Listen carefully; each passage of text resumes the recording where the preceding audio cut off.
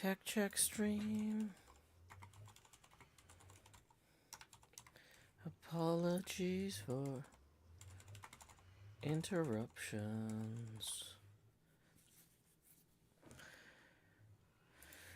Okay. Are we live? I think we're live. Bum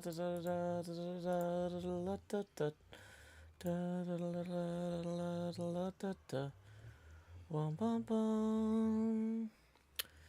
Bum bada bum.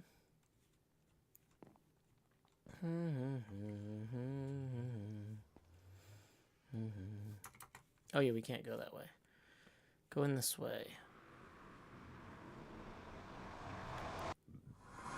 Welcome, Evan Netto. Welcome, Ferretarier. We were having some internet issues the last couple days.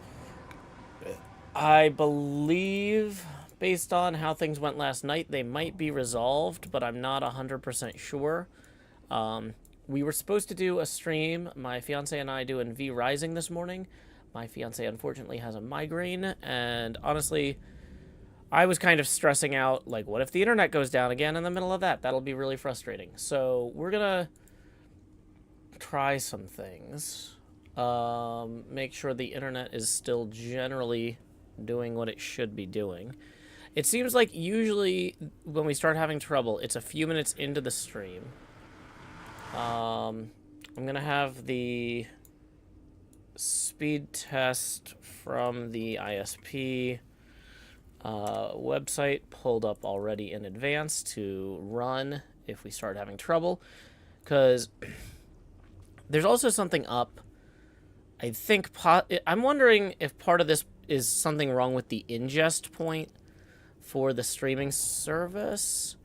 We're currently using their Dallas ingest, but we might try using another one. If this might be something on the Texas end, for all I know.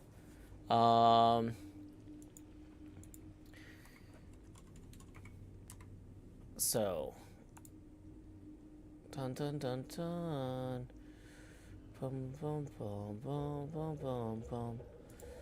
So there's a list of ingest server IP addresses if you need to whitelist them for your network settings. But let's look at the other technical stuff. Restream traceroute test and speed test for restream. Okay. So we've got two other things that we can test if we need to. They've got a status page. Is it going to make me log in to use it? No, I'm on the wrong computer for that. Grumble, grumble, grumble. Okay. So, core concept, we also need to fix our elytra, which is broken. So we're going to go do that while we do the speed test. Welcome, Chloe the Great and Powerful.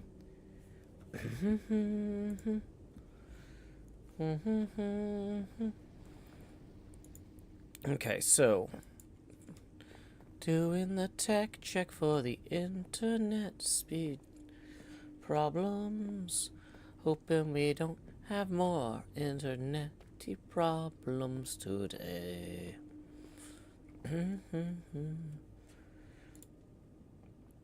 Okay. Dun dun dun dun dun dun dun dun dun dun dun dun. Okay, let's make sure we've got the live event chat pulled up on the Discord as well. Cool, cool, cool. And it has been long enough for my French press. Oh, I really need to get a hot drink. My throat's a little bit.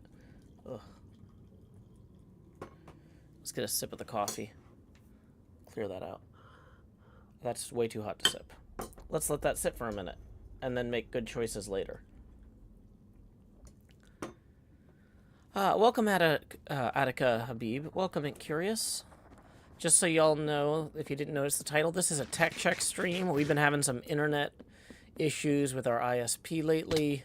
There's been a few storms in Nashville, and I think they were repairing stuff upstream from us. So that causes all sorts of problems where I have to keep restarting my router, but they should be done by now. And so we didn't have any problems last night. I'm hoping we're completely in the clear. But if we have any problems during this, I'm probably going to have to call them at this point. Like, I usually don't call them if it's like the day after a big storm, because it's like, okay, presumably they're working on it and they know about it. But 2 days after a big storm, whatever the problem is, we might need to deal with ourselves. Like, it might be so local they're not aware of it. So...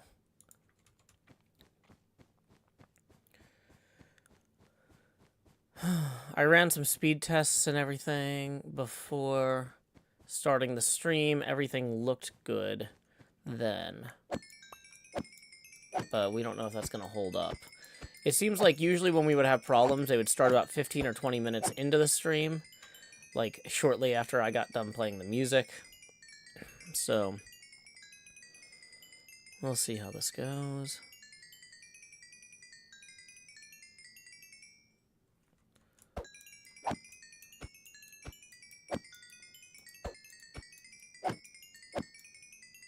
Dun dun dun dun. Dun dun dun dun. Okay, and then let's put that there. And we've repaired basically everything at this point. Yep, that's all of it. Yep, so this is kind of a wait and see thing.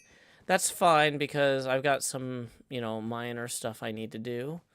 Also, I should remind y'all that tips are welcome via paypal.me/JoeHills and YouTube Super Chat. If you enjoy the stream, I'm down here in slot 9 putting the hot in the hot bar. Look a little faded. What's up with that? Is that just the lighting in here today? I don't know. Well, it's fine, probably. Okay.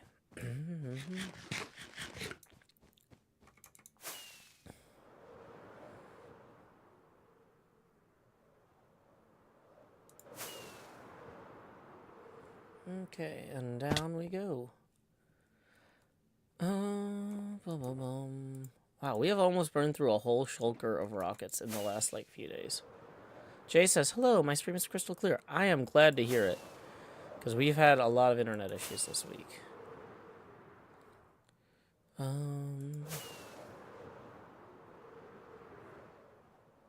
Okay. So for those of you who have not seen what we were working on last night, let me get you caught up while we wait to see if we have our internet problems return. I'll be brainstorming a little bit in Minecraft here. So we've got the rough playfield in place here. And I think we are nearly ready to start doing some stuff with that. Oh, let me take a sip of this coffee. Nice, nice, nice. Yes. Okay. So we've got slings. Okay. Jay says now you're rubber banding, but that might just be me. That I'm not dropping frames on my end. When we've had real internet problems, it's been drop frames like crazy. So that's a different problem on your end in this case. So yeah, I can see it. It shows me on OBS. There's a big, yeah. The coffee is definitely cool enough to be safe. On OBS, it shows me with big, bright red lights when we start dropping frames because the internet's failing. So sometimes I don't notice it because I'm not looking at it when it happens. But yeah, I can. It also gives me a count of how many frames have dropped. Right now, we're still at 0. On a normal stream, that number should always be 0. But the last few days, that number has been up to like 8,000s. So, not great. Okay. So I'm pretty happy with where we've got the Italian bottom here, where we've got outlane, inlane, sling. Sling, inlane, outlane. That's pretty standard. That's about what you would expect. Yeah.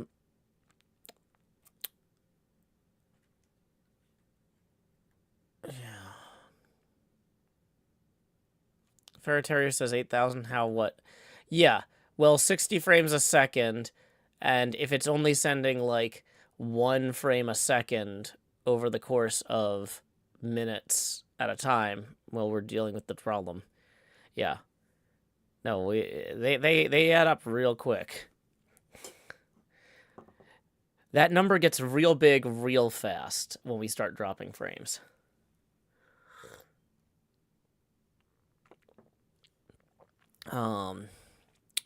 So, yeah.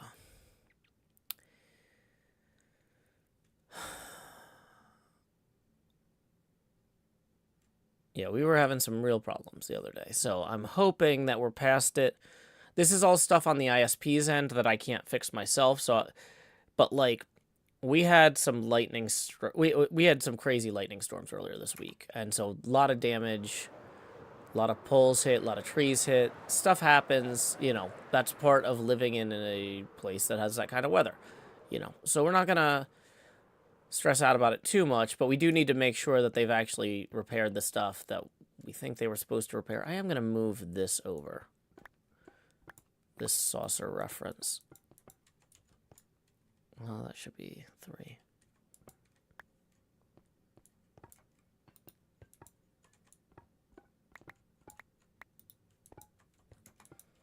Yeah, that's going to feel more correct on the diagonal there.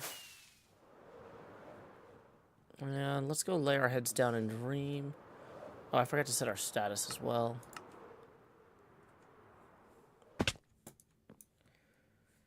Okay.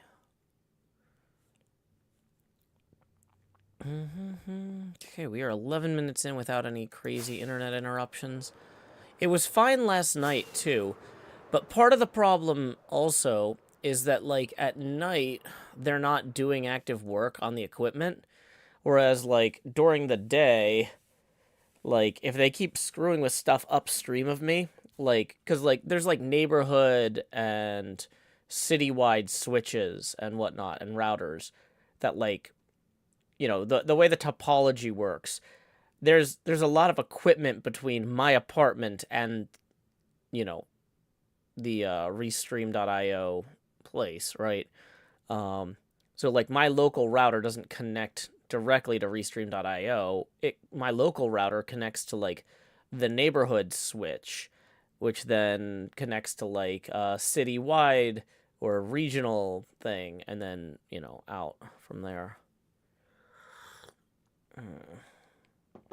So,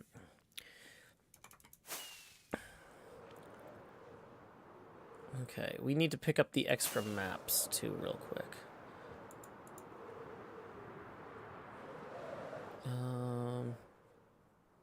And let's set down some of these extra wood and sticks and moss fields quick to make room for these 2 maps. So when we go flying over stuff, we can update the main one. So, like, for example, we just updated that saucer should move over a little bit. Yeah, just moving that over 1 pixel looks way more accurate now. So, while we're waiting to see if there's any disaster evitable or not with the internet, we do need to have a good day at work. Nope, Queen.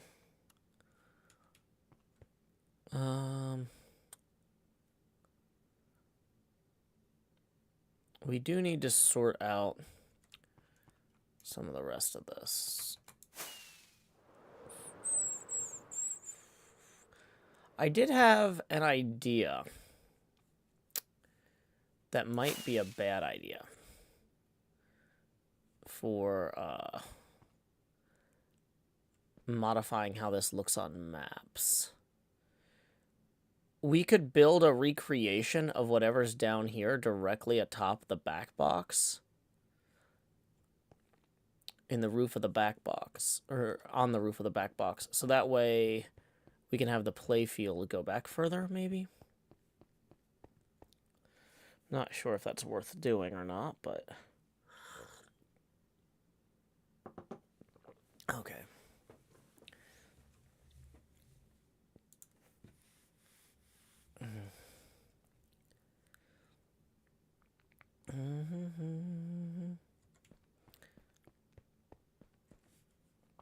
Do I have that Monster Bash image from the other day?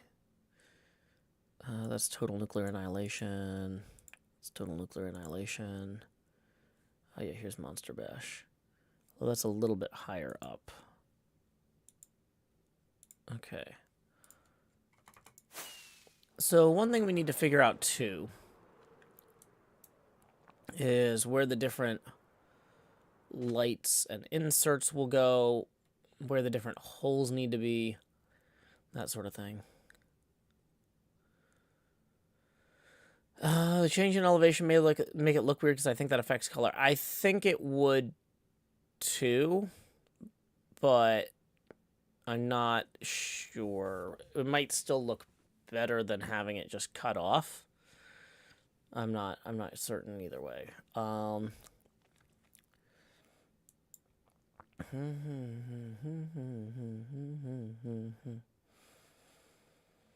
So, welcome, Daniel Grice. Well, that's one of those like nice to have things.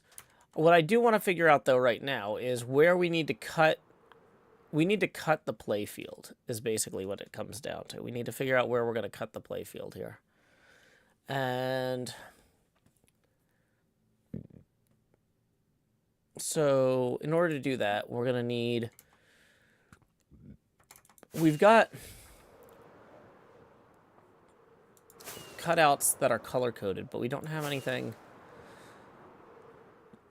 for... Like, honestly...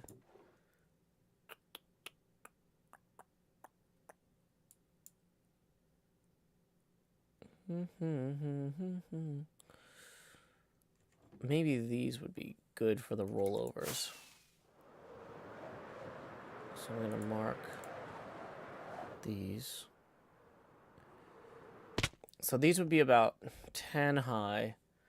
And...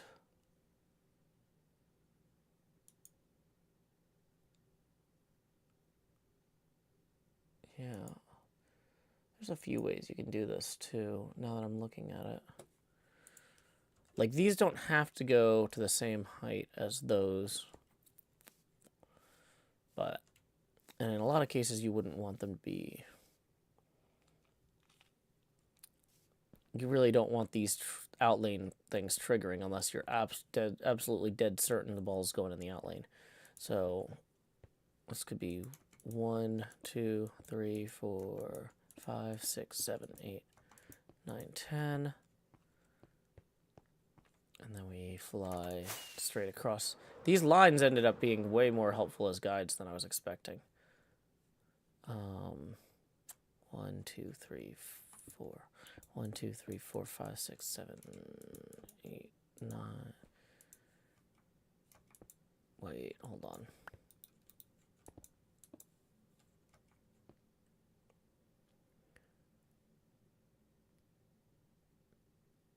I feel like that should go... I must have counted that wrong somehow.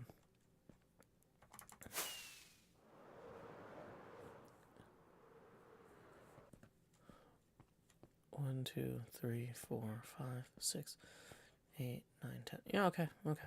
Cool, cool, cool. Then for these ones, we'd go like 1, 2, 3, 4, 5, 6, 7, 8, 9.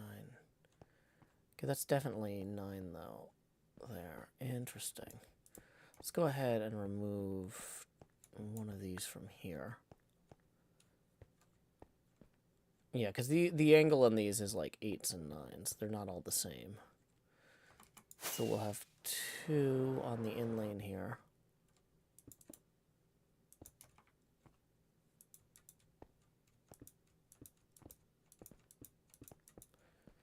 Okay. Definitely don't need that block there anymore. Okay, so just adding those little switches makes this feel more right.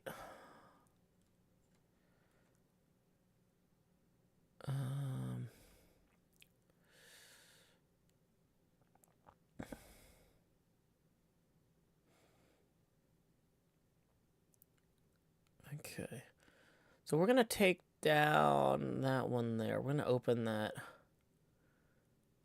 outlane a little bit wider on the left side. The right side, I think, because of the way we're going to have this flipper come down.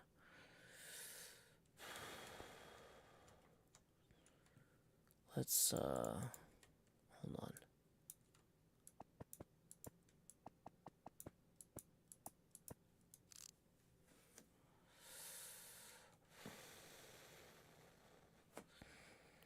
Okay.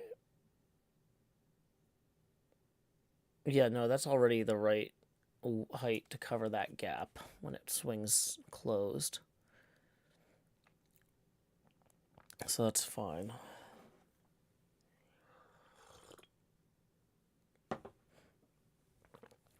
But on this left side, we're going to shorten that.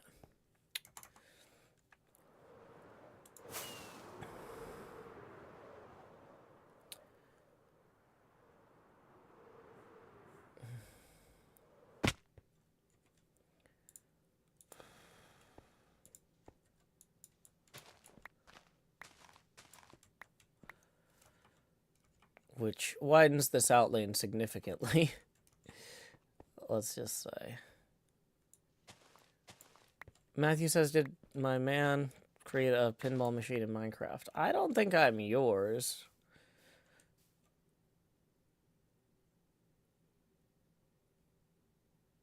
You're missing one block on the right side. That's why the count is off. Oh.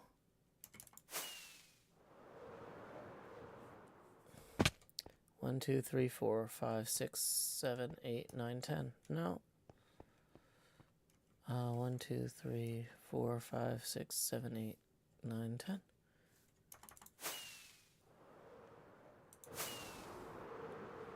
Did Joe create a pinball machine in Minecraft? Who can say? It's a mystery to everyone.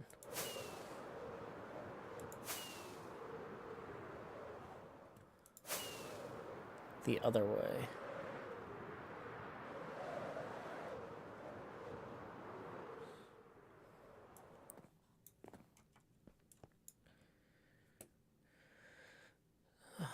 So, what you're saying is the right side. I think you might be describing the left in lane. So I'll go check the count on the left in lane.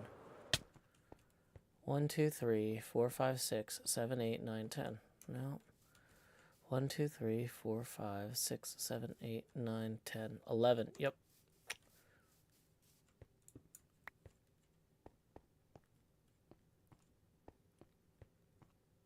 Okay.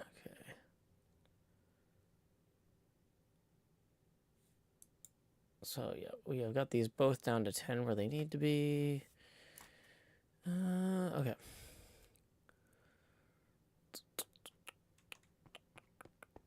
Dee Dee says, I haven't been able to catch up in a few weeks. You made so much progress. Thank you, Dee Dee. Yeah, I think that what we're actually going to do is we're going to curve that this way. Whoops. A wide open outlane here.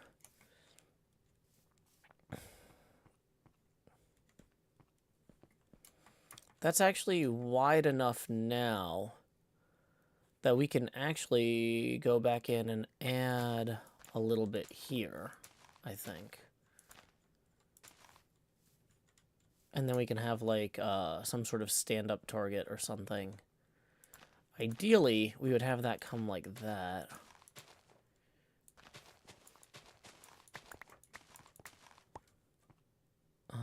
Wrong map, as always.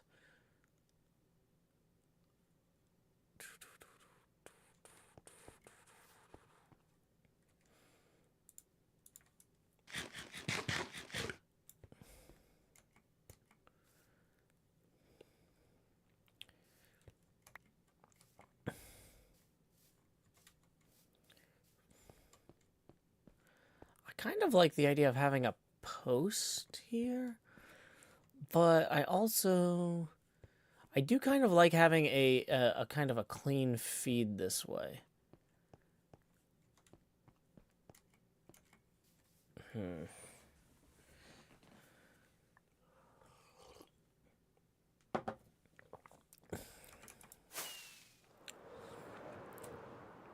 Okay, so if we were doing this as an elytra course, which is not the primary goal, but is a secondary thing here, we would come up this way, turn, go through the blue arrow, Now, I think what we need to do is have this bounce you back down here. You go down this way. You go back up this way through the spinner. Now, this is where things start getting interesting, because I haven't worked out entirely if...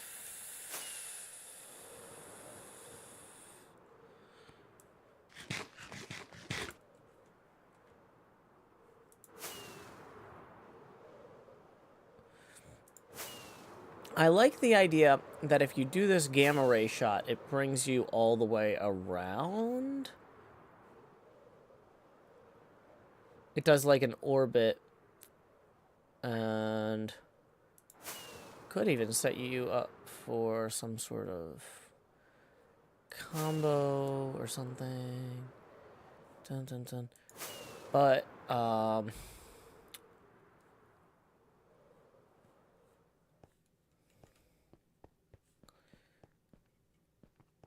like having a diverter that opens if you do the gamma ray shot and closes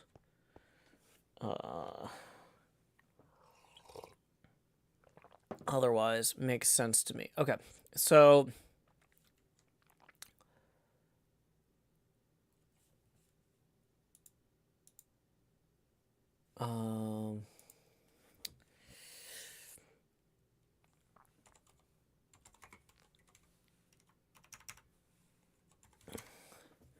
that doesn't solve what we do with our surplus space in here.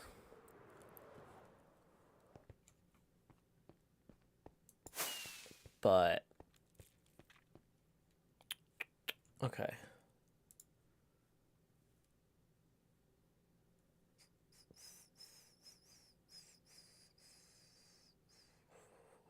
Okay. So, how wide a circle does this need to be? What's the diameter of this? Let's get out the pad and do some math here.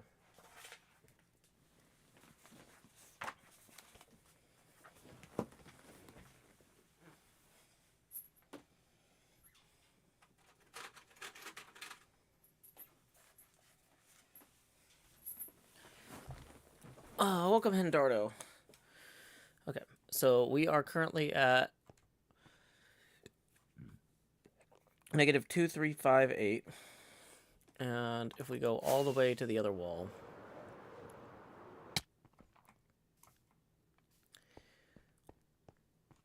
we are at -2249. Okay. So 58 minus 49 is 9. So that's 109 diameter circle.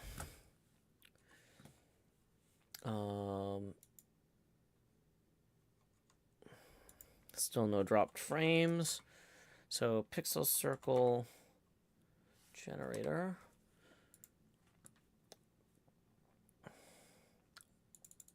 Okay, 109. That creates some weirdness around there that I don't love.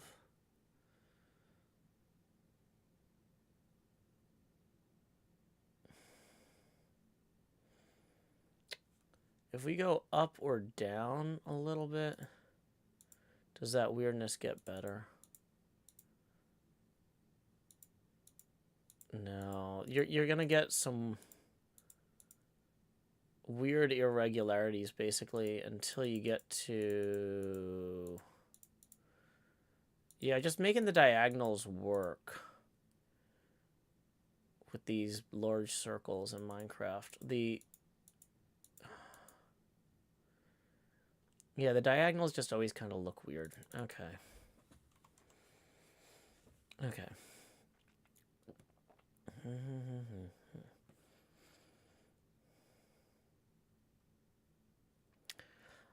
Hey, Matthew, congratulations to you and your wife on the new baby. That's very exciting to hear. That's a big deal. Hope you can help her out and make sure that she gets plenty of rest as she recovers, because it's a rough time for a lot of people. Matthew says, we named her Stephanie. She's 15 weeks old and adorable. Oh, very cute. Glad to hear it. Okay. Also, I realized I forgot to turn off the live reactions and slow mode on. Okay. Cool, cool, cool. So distracted by making sure the internet's working. I didn't make sure the stream is working. Okay. So, with 109 as our radius here.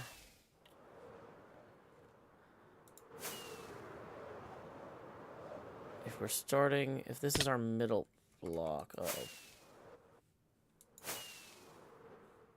dang it, let's just go up and around. No, we're out of rockets. Okay, let's go get rockets. Oh boy, we're really out of rockets. We might need to go buy another box of rockets soon.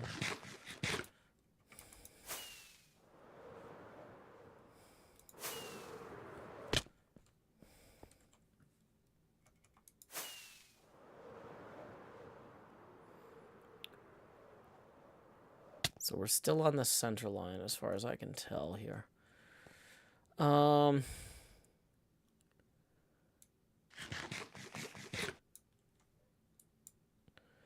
Matthew says, since the baby's born, my wife's entire personality has changed. It's weird. Well, it's a lot to recover from.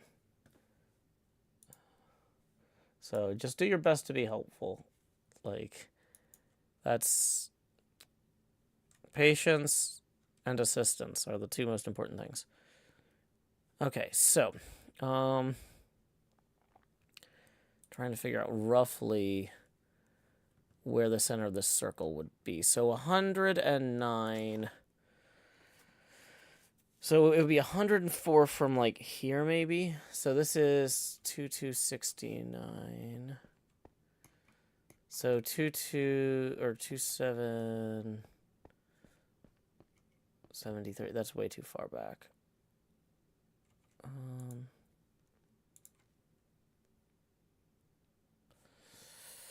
And it's getting dark again.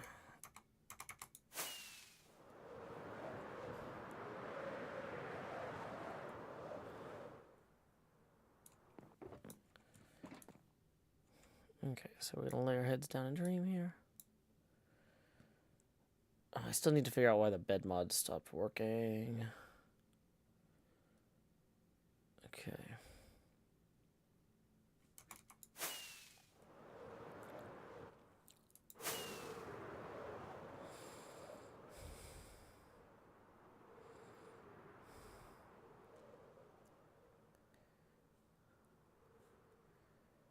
So, yeah, normally the playfield would go to about here. Howdy. Okay, so, but this is nowhere near, let's say that this was as far as I wanted to really push the loop.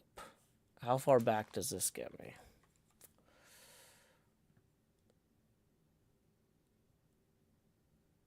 Negative 2300? No, negative 2712. So I need to go, wait, hold on. I was doing my math there wrong. 109 divided by 2 is basically 54 and a half, not 109, or whatever I was doing. Okay, so 2712 minus 54.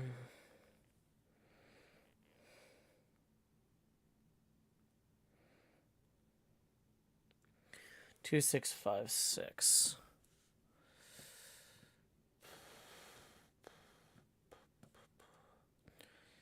Okay, so 2656 is actually pretty close to where we had placed this. Not close, not exactly, but 2656 is here.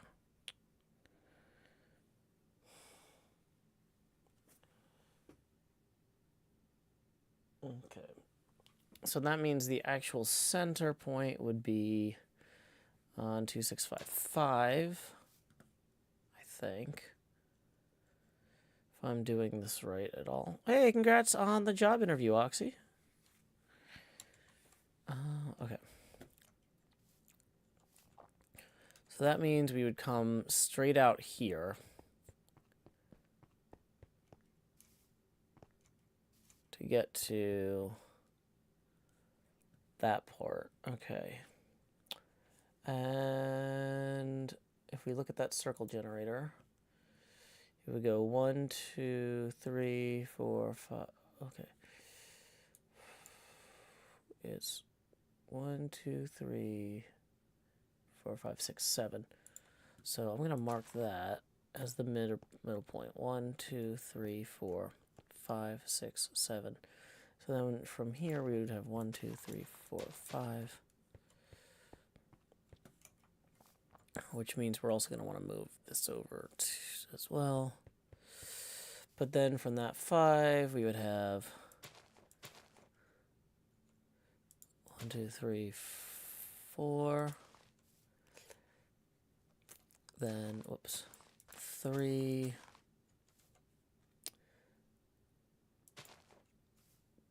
And then 4 twos, it looks like. 1, 2, 3, 4, 5. 5 twos.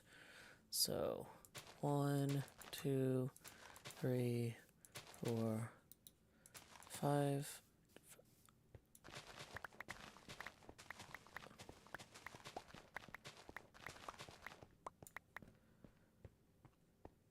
So this here is going to have to get pulled back or adjusted as well. Like, really, from as far back as where that starts coming in. Of course, we have the wrong map out at all times.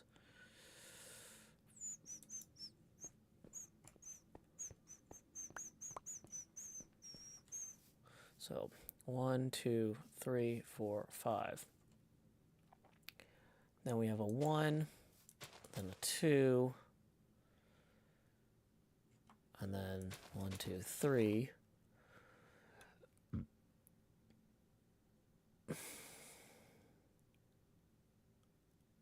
And then a 2. Then 2, 2, 1, 2, 3, 1, 2, 1. Then we've got the 5, 1, 2, 3, 4, 5. And then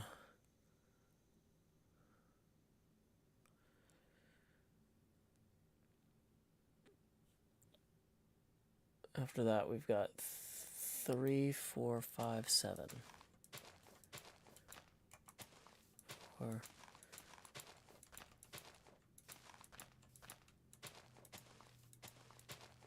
Okay, so that didn't exactly line up the way I thought it was going to. So I either made one mistake or several mistakes in here. So that's something to look at. Definitely looks a lot rounder, though.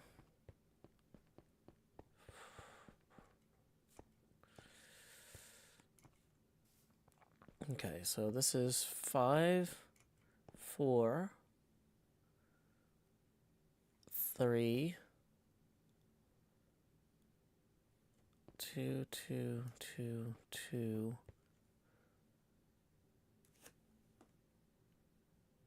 1, 2.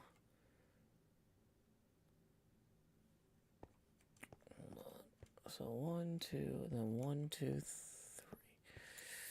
3. Wait.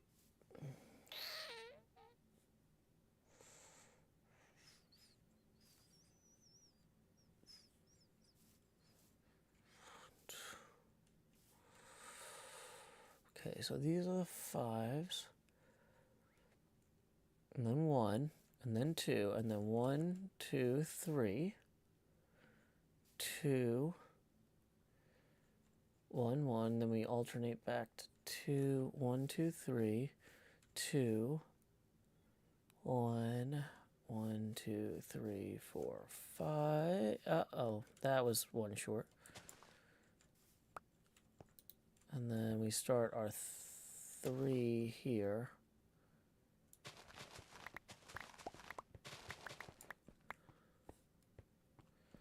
That might not fix all of it, but that is a possible issue. 1, 2, 3, 4, 5. Wait, hold on. Nope. That was perhaps already right. 1, 2, 3, 4, 5. Okay, wait, maybe this one is supposed to be a 3. 3, 1, 2, 3, 4. 1, 2, 3, 4, 5. 1, 2, 3, 4, 5, 6, 7.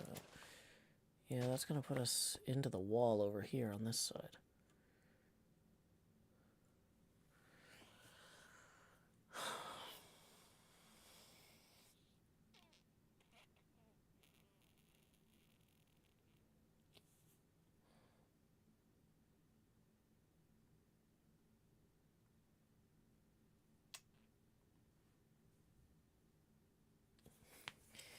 We can squish it a little bit at the top, and I think it'll be okay.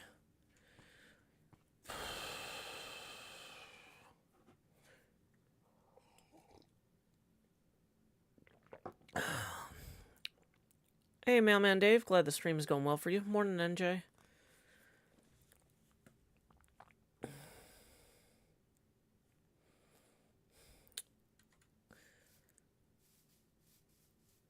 Okay.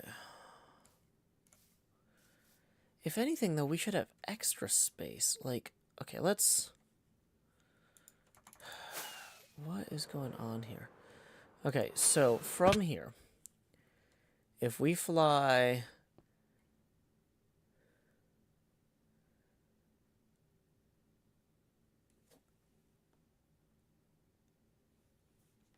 exactly along this line...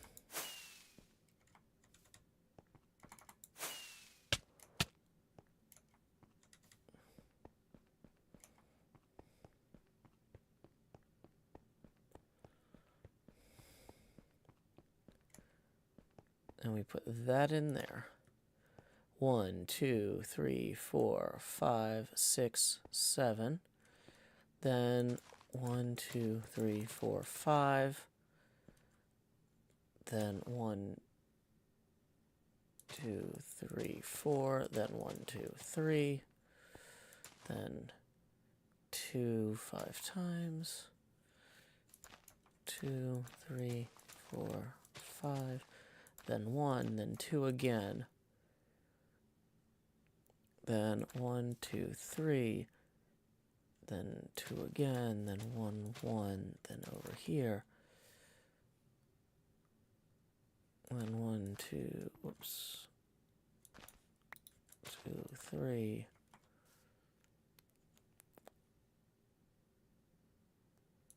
2. Whoops. Then 1.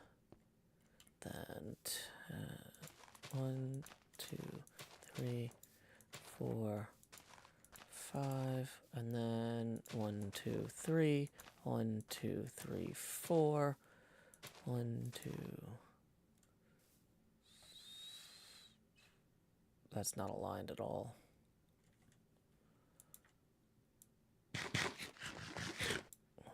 Where's the alignment issue coming from is the question.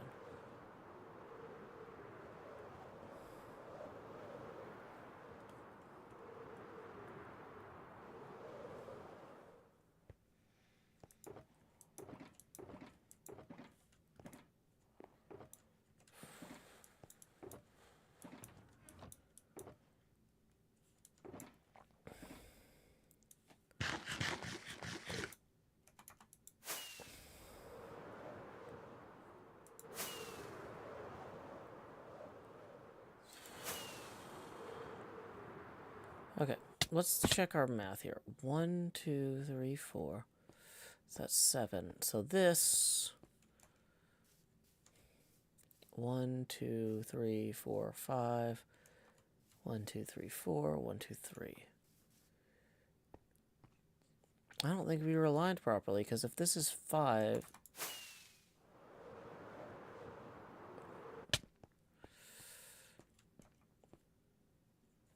Okay, there's no way that this is the same... Okay, 2655.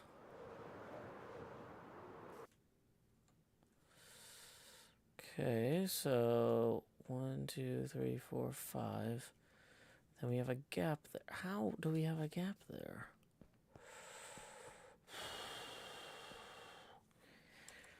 I don't think there's a slant in these lines. So these guidelines should be dependable. 1, 2, 3, 4. 1, 2, 3. Oh, I went 6 here.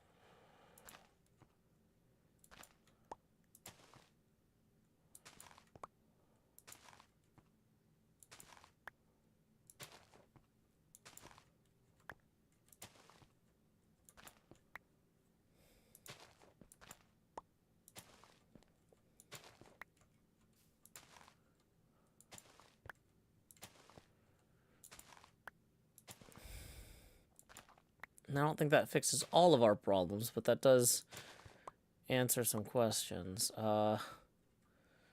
So this now, these all need to move over 1 instead of going up 1. I think, if I'm doing this right. Oops.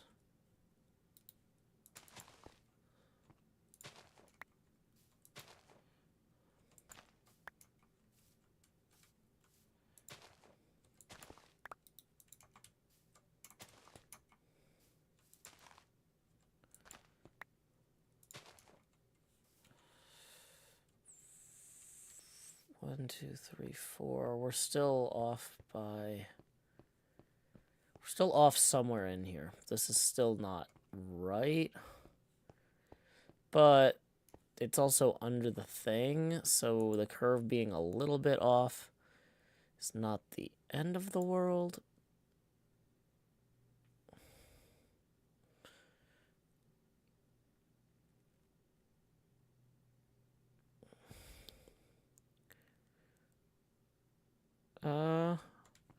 Kermie says, Joe just moved to the Nashville area. Do you recommend any cool things to check out?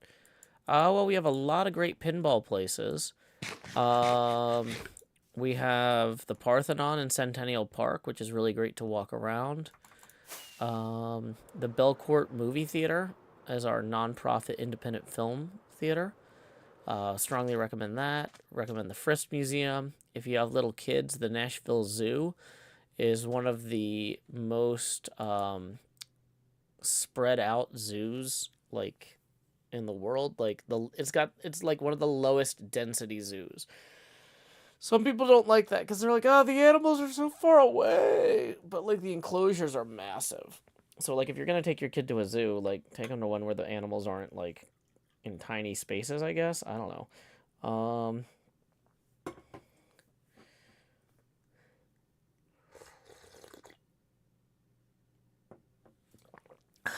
Okay, so here we go.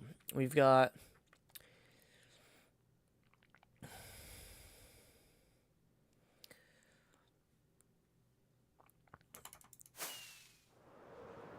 I feel like that we've got this roughed in enough here that this works. We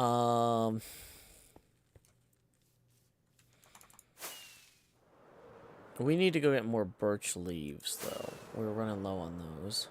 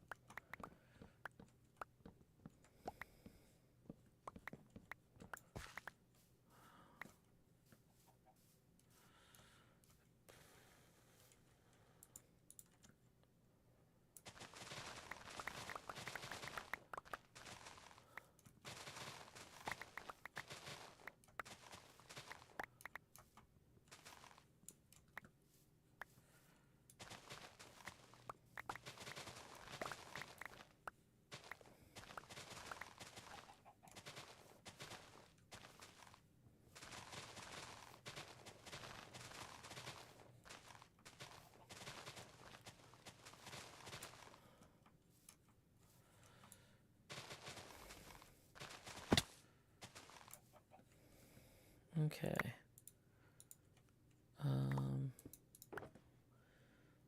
Let's go ahead and put some of this stuff away for right now that we're not immediately using.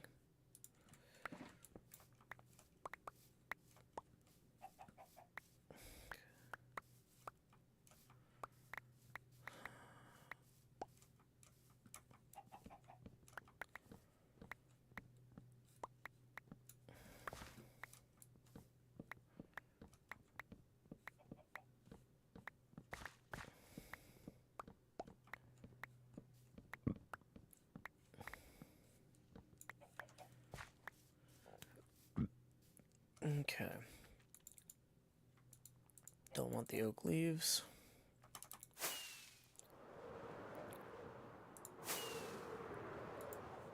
Okay.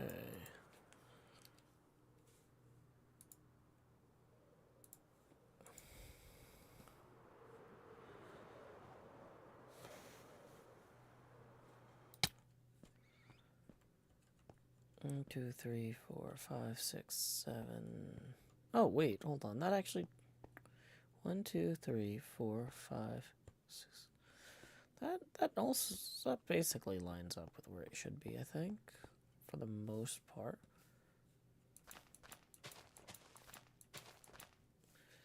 Why is this...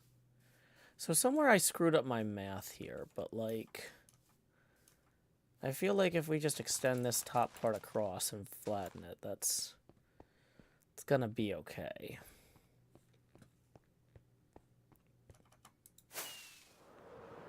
Because it's supposed to kind of flatten out toward the top anyway.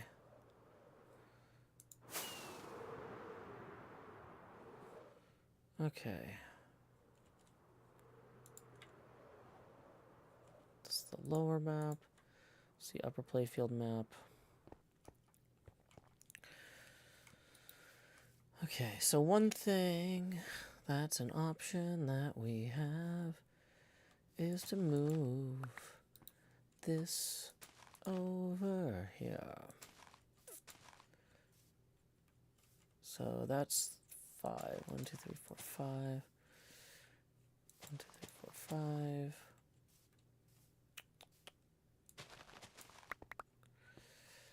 And then that next one's 4, so we can kind of move that over 4.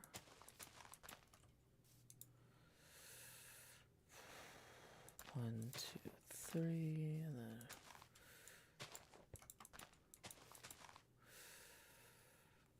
Okay, so... I can actually shift this whole thing over.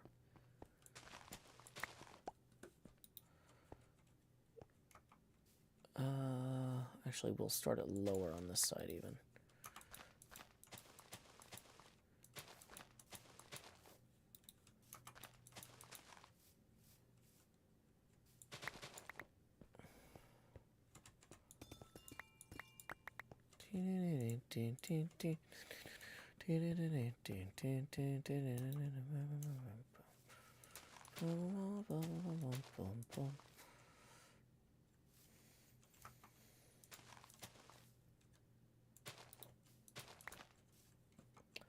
Okay, we should probably go lay our heads down and dream. Yeah, there's glass blocks missing everywhere. The glass blocks aren't super important. They're just... The glass blocks are kind of just guides. Thank you for the kind words, Technologic. Appreciate it. Badger's just chilling and recovering. And I did a bunch of tests on the internet before we started the stream. The problem is that a lot of... When we've had issues like this before, they only assert themselves when I'm actually streaming. And then usually when I'm actually streaming, I'm too, like, stressed out by trying to do the stuff on the stream to deal with the problems. So I'm just like, okay, we're just going to call this a tech check stream. And if we have problems, I'm just going to interrupt the stream to call the ISP at this point. Because we can't have this happening for days at a time. It's not okay. The first day after a storm, we've had a lot of storms lately. I understand they're behind, they're catching up, whatever. But, like, you know, I'm willing to give them a little bit Like, I know that that's just part of living here, is that we have bad weather and it messes stuff up. So I don't want to be a jerk about it, but, like, at a certain point, they need to be communicating with me better, too. So... Lakshmi13 says, finished exercise right away. Now I'm playing Pinball FX while watching Joe stream. A nice relaxing way to start the morning. Oh, yeah. How are you liking this week's table? This week we are doing Junkyard. That one is a return from Pinball FX 3. 1, 2, 3, 4. It's kind of goofy. Fun little table. So, whoops.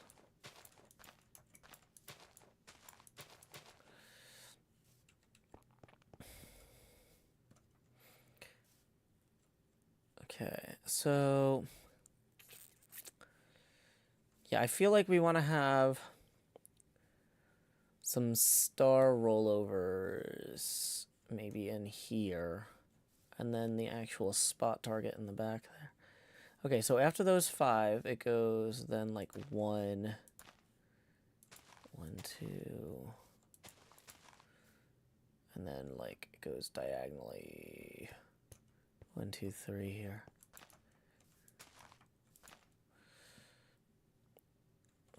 Wrong map as always.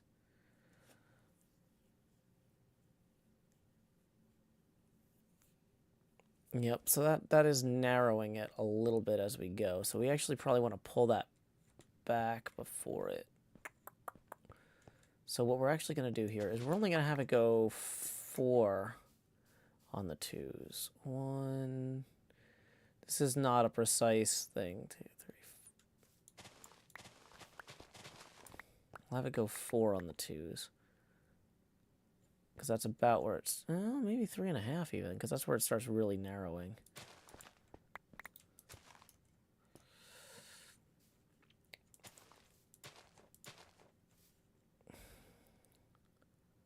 Yeah.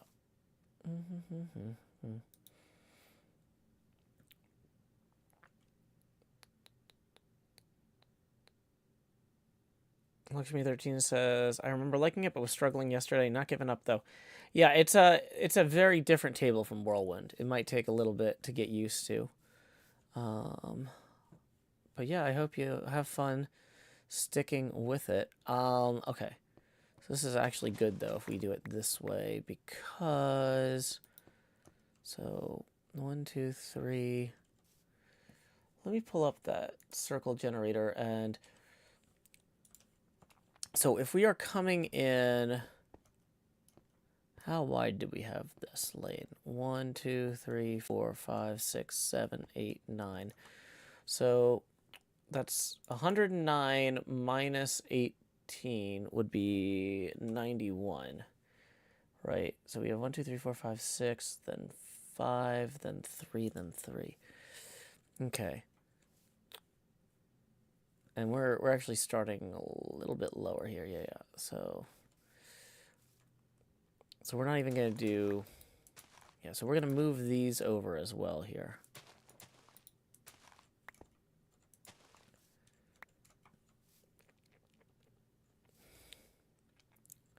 So 3, 3, and then this is going to go to 2. Oops, I'm doing that wrong. No, I'm not. I'm great. Okay. So yeah, there are 4 2s at this point.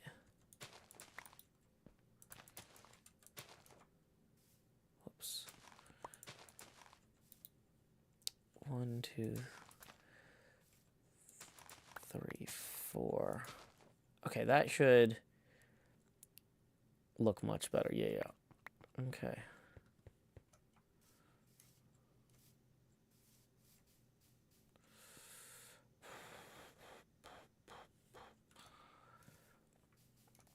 And for this one, we're going to want to go in significantly as well. But the idea being...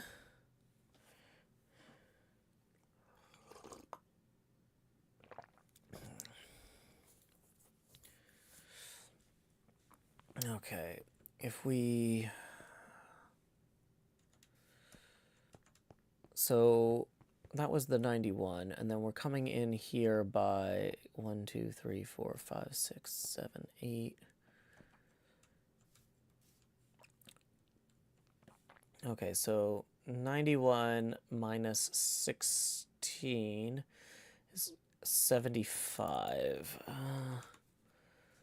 So 1, 2, 3, 4, 5, 6. So it's 6, 4, 3, 2, 2, 2.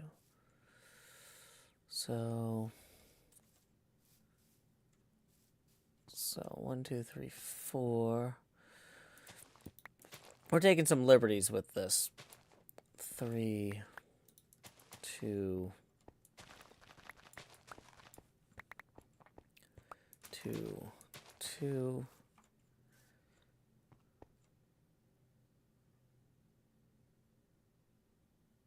Flam W says, how do you feel about people cosplaying your Minecraft avatar?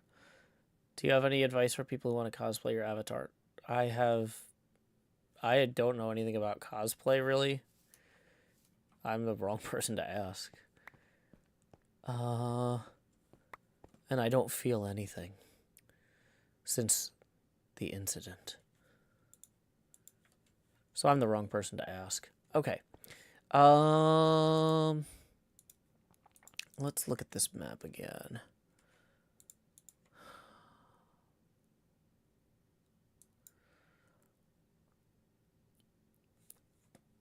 Yeah, so we want to have enough room for the ball to clear the flipper here. Or to not clear the flipper, hit the, get to the pop bumper. So I feel like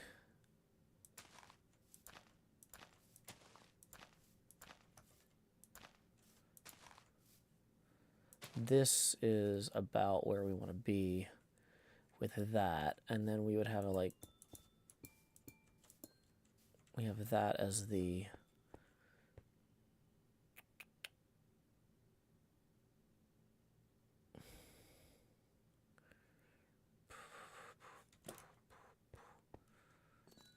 actually we probably should just have this follow that precisely.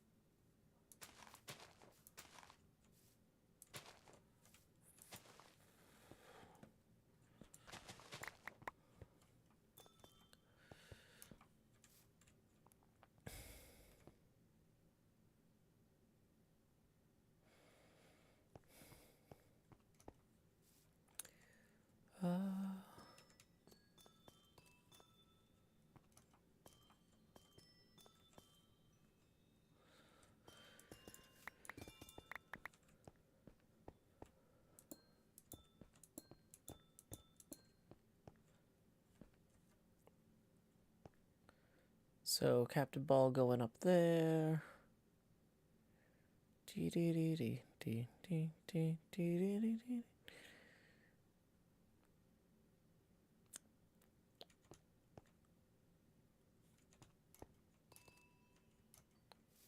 Now this is going to be a little bit tight right here. So we might want to bring that circle, that pop bumper over a little bit. Okay.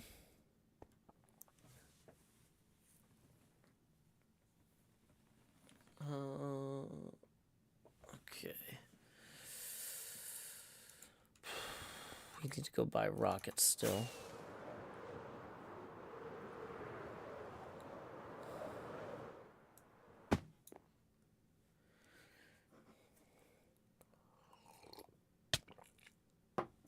Okay.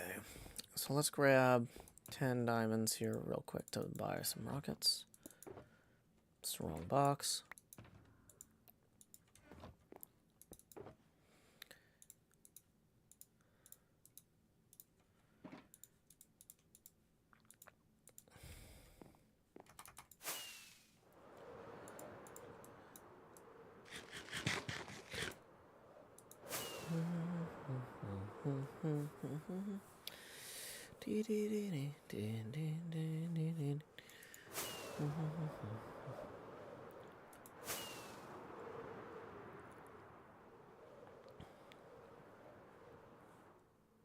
Grian, join the game.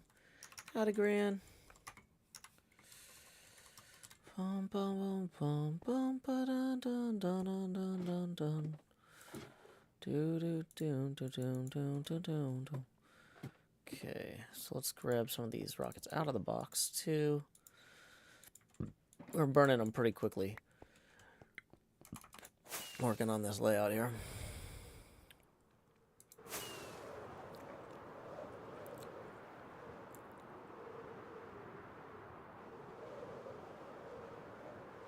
It's so weird actually having a reason to fly up inside the machine instead of down for a change.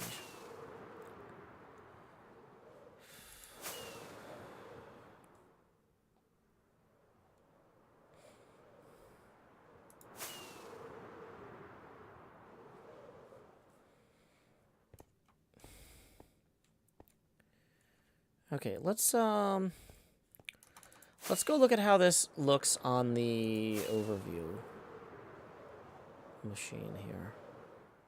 Dang it. Missed my jump. Okay. So, yeah, I feel a lot better about that, that trap ball there.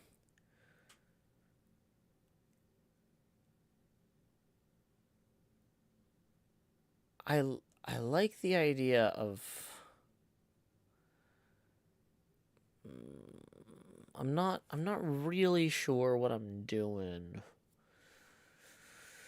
with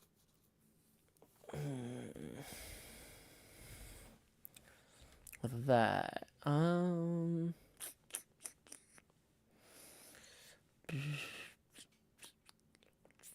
I feel like we gotta rotate the pops around a little bit.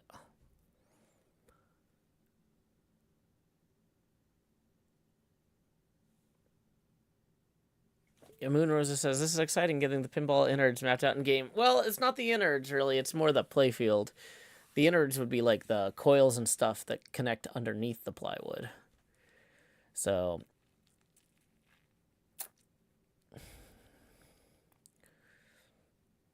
Okay,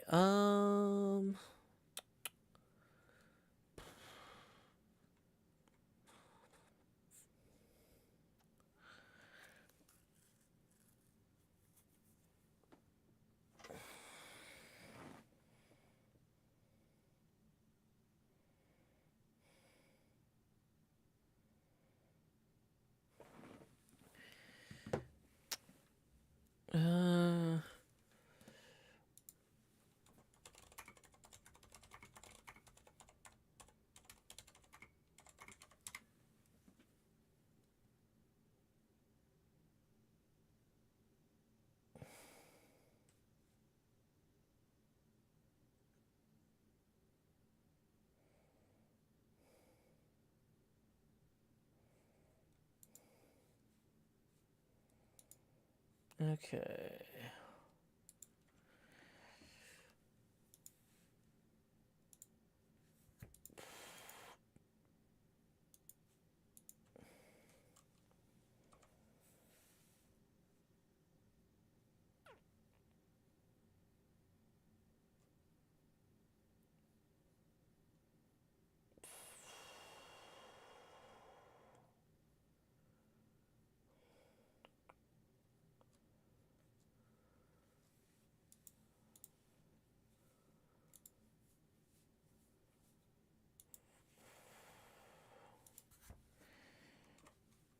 Okay. So,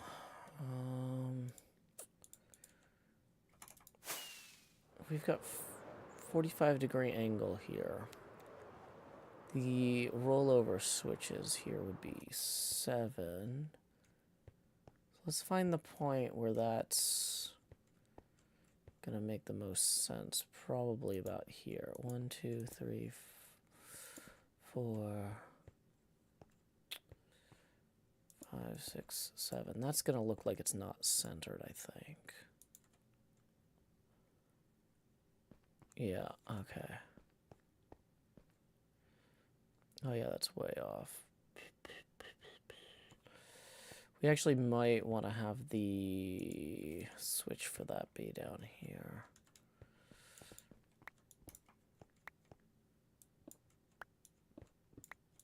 Or...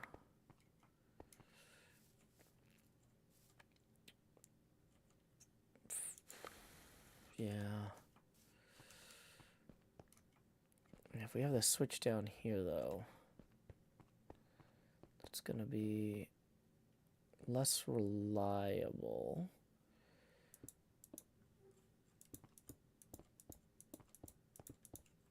But...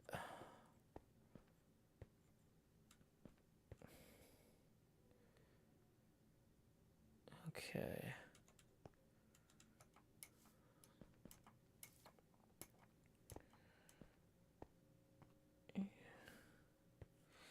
So...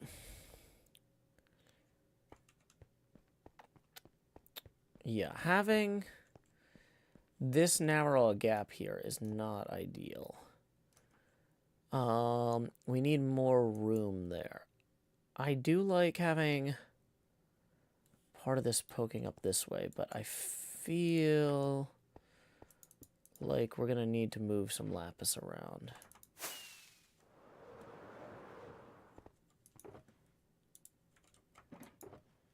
Okay.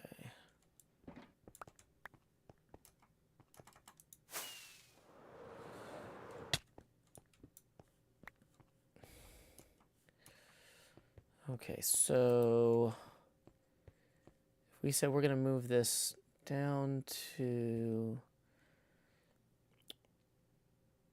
and over 1, what does that get us?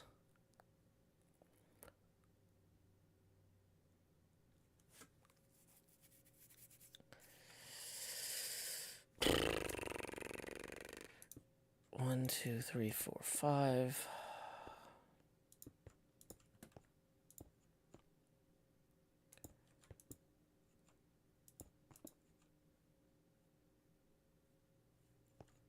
Wait, that's gotta be wrong.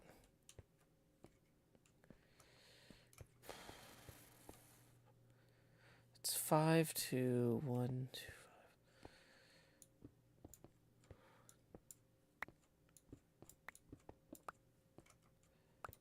5. Oh, so this just becomes the 5, I guess.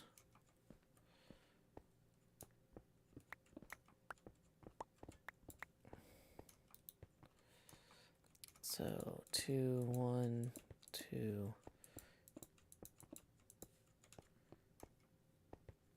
Can that possibly be right?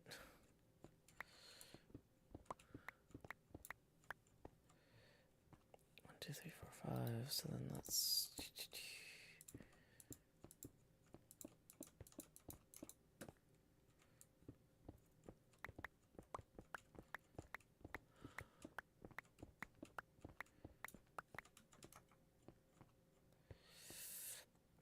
this is still too narrow here. We need more clearance for the ball. Even on a diagonal, that's not gonna go.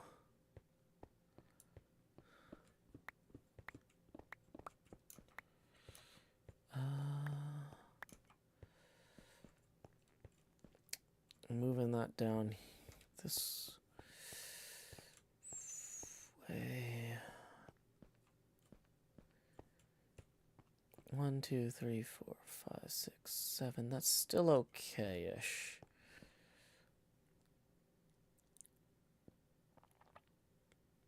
On that track, but too close. Too close over here. 1, 2, 3, 4, 5. Yeah, that's wrong.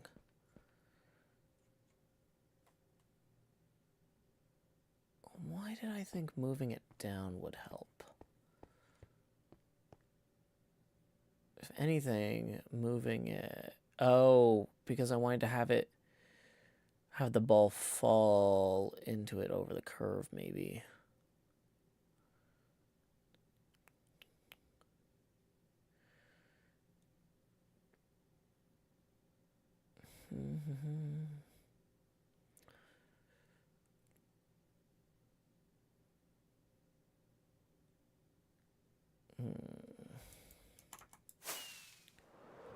So we are an hour and 15 minutes in and still no dropped frames. Woo! So this is a successful tech check, at least, so far. If you're enjoying the show, just as a reminder, tips are welcome via paypal.me/JoeHills and YouTube Super Chat. Okay.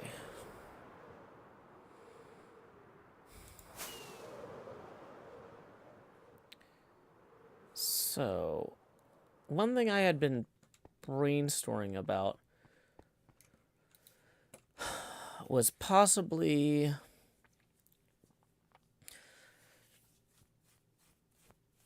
embedding the ball. Not embedding the ball, but embedding one of the pops into here. So, like, if we take this lapis block, we're gonna do V Rising with Badger. Was at the evening slot. I might have misread the schedule, says Lippy. We were supposed to do V Rising with Badger this morning, but unfortunately Badger wasn't feeling well, and I've been having internet problems anyway, so I decided to try to use this as an opportunity to see if we could get the internet going properly again. It's been promising so far. Hey, thank you very much for our first tip of the stream. Chloe the Great and Powerful tipping 3. Appreciate you. That puts us 17 away from the next face camera expansion milestone. Okay, so here's what I'm thinking, is if we take the... If we rotate this pop bumper so it's actually hugged inside the arc here.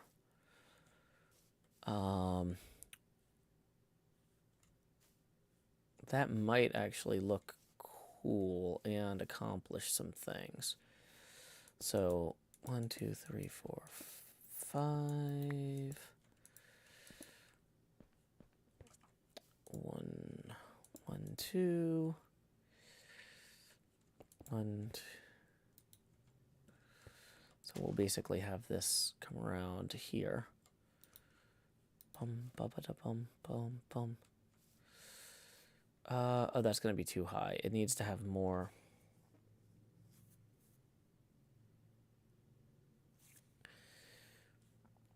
I think.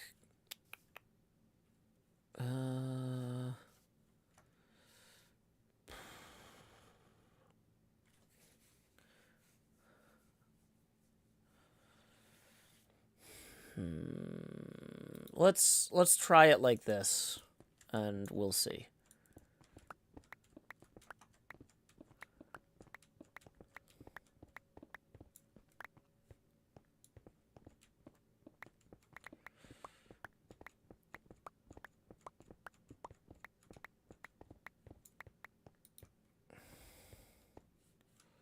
So 5, 2, 1, 2, 5, 2, 1, 2,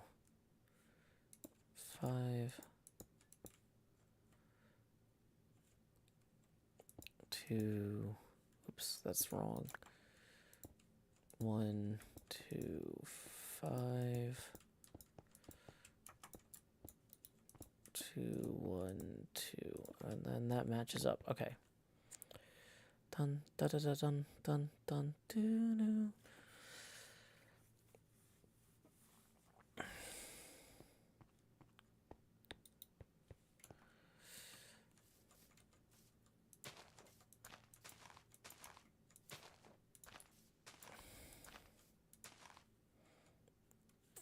Okay, actually, we want to have that be a steeper angle.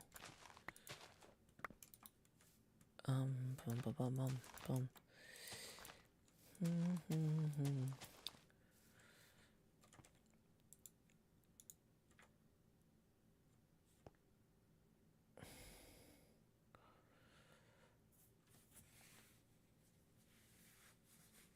Okay.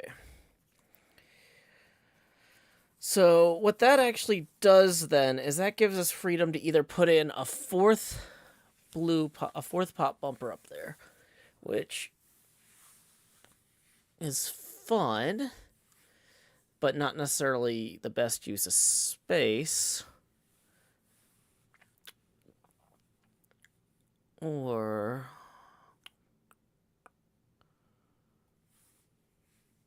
is there some significance to the number 2.79? Oh, because Chloe, I don't know, I just rounded up to 3. I'm assuming that it's just one of the... I think the PayPal's... Or I think YouTube Super Chat gives you, like, just suggested numbers. And that's one of them for some reason. That's my guess, because that's a number that comes in frequently. Okay. Yeah, we don't need that anymore. Okay. So let's go look at this from up here now.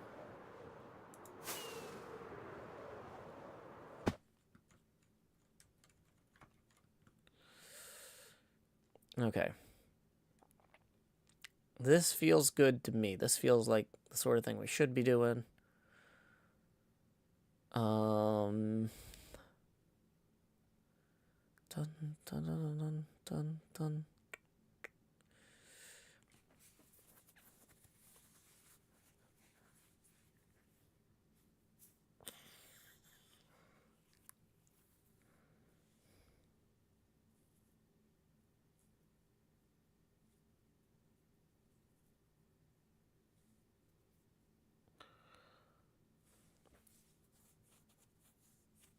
So,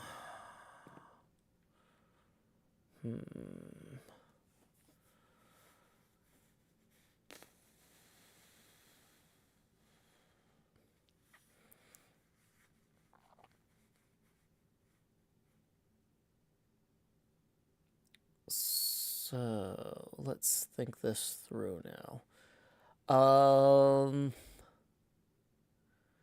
Yeah, if we move that other pop bumper into more of a triangular, like the top of a pyramid type situation there, then that frees us up with some other space stuff. Maybe let's try adding it as a fourth one, though, before we delete the third one, just to get a sense of how happy we are with that. And then we can decide from there what we want to use that upper area for behind the Chandra shots.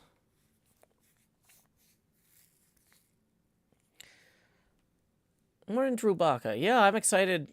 Like, I spent a lot of time trying to figure out, like, oh... So the thing is, I've spent so much time doing this on pencil and paper that, like, in some ways, this is just, like, the most logical way to do it now. Okay. So... Yeah, so we would want to have the center of this one be about here. So if the center is here... 1, 2... Well, or we want it centered between these two, kind of. So 1, 2, 3, 4, 5, 6, 7, 8, 9, 10, 11. So counting back, 2, 3, 4, 5, 6 would be the midpoint here. And we want this high enough up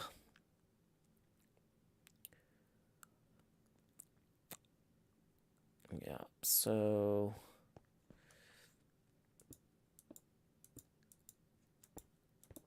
okay. Ball has plenty of clearance above it. Let's see if this is too high. This might be too high, but I'm just we're experimenting. We're playing with it and we're seeing what we learn. As we go. And most importantly, we have something to show for it in game. Okay, so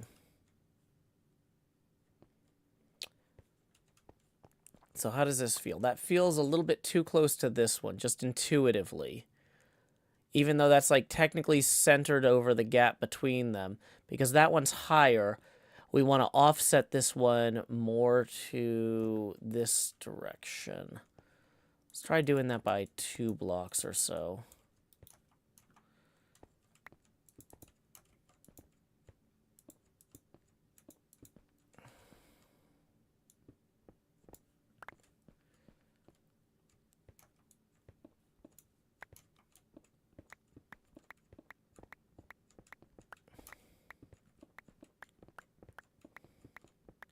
Gritmonger says, not sure if the tip went through. Let me check PayPal. Do a hard refresh here. Hey, we do have a tip that just rolled in from Gritmonger. Thank you, Gritmonger, for the 20. That gets us to 23, which is past our first phase camera expansion milestone. So please direct your attention down here to slot 9, where I'm putting the hot in the hot bar. So I can say, howdy, y'all. Grow Hills here, expanding as I always do in Nashville, Tennessee. Dee-da-dee-da-dee, dee-da-dee-da-dee, and then also with that, we got another tip for 5 from Florence the Machine, which puts us 12 away from the next expansion. Florence the Machine writes, hey, Joe, love seeing your progress on the pinball machine. It's looking great. Thank you so much, Florence. And thank you, Gritmonger, as well. This is a viewer-supported stream. Y'all are the ones that make this possible. I don't get any money from ad revenue on the streams. And honestly, even on the YouTube videos, the ad revenue has fallen apart. The economics of all I do has changed quite a bit. Okay. So, here we go. Yep, that feels kind of closer to right. It's too short, though. I accidentally made it too short, or too squat by 1 block here.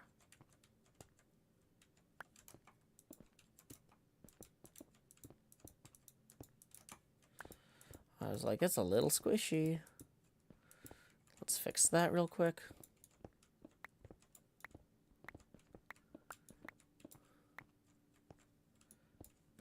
Okay.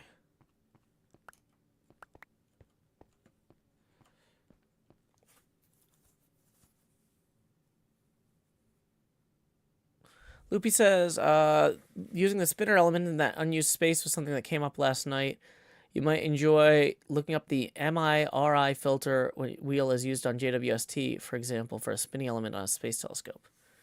Ah, very cool. Yeah, I'll look into that. Right now, we're kind of just focused on the pop bumpers here that are going to be used for Hubble.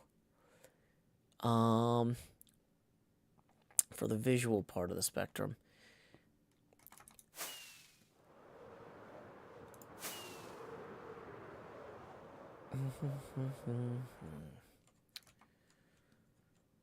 Yep. Okay, I am very happy with how this is working out. So we're going to want to pull this third one here, I think. Like I said, that'll clear some space for some other upper playfield elements that are still TBD.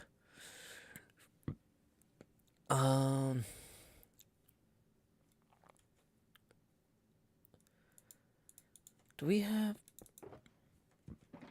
any surplus amethyst? Cool. Because I wanted to mark out also where the star rollovers or inset lights might be. I'm so used to flying underneath this thing. Dun, dun, dun, dun, dun, dun, dun, dun, dun. Bum, bum, bum, bum, bum. Okay, so to make a small rollover there, we would have it be kind of like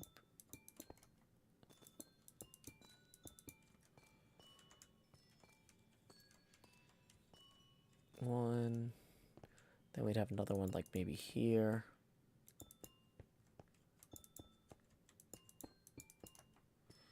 I don't know if we have room for 3 of them.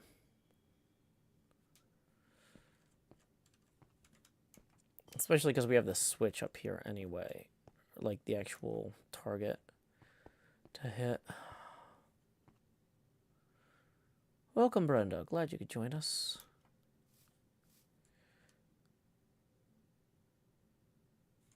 We might move both of these up just a wee bit.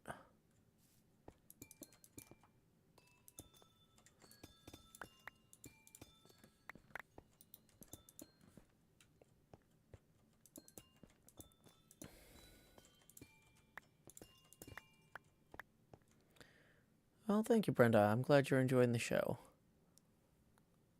Okay. Dwoobaka writes, even this rough sketch is really bringing things to life. Yeah, I'm very happy with this.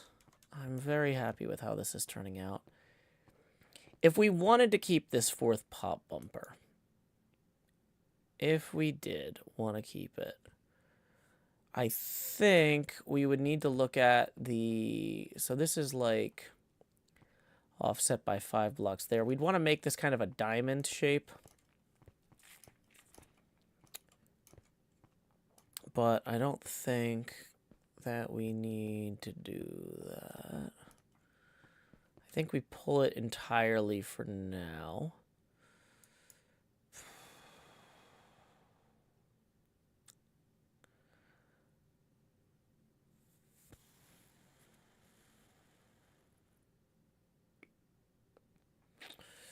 I did have an idea to possibly route the gamma spinner directly between the pops back down to here.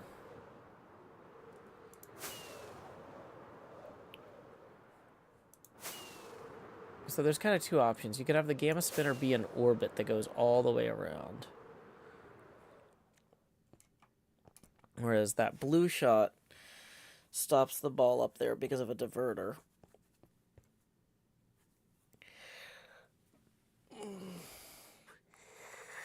I'm trying to think about how best to do this, though.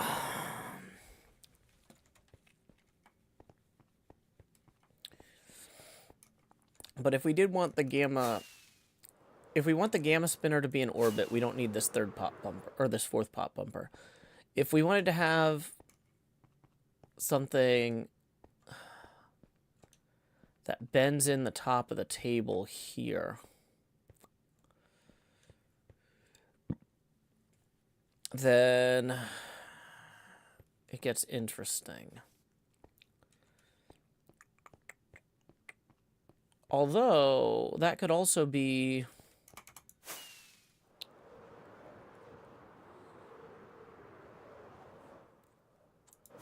something for this. Yeah, this could loop you back through there. Maybe. We had talked about some sort of candy cane or something. Okay, so let's go ahead and pull that third pop bumper just to free up that space and see if that instigates any imaginative play. I feel like we should also maybe start working on the gamma ray orbit guides a little bit. Figure out where the diverter is going to need to be and all that stuff. So...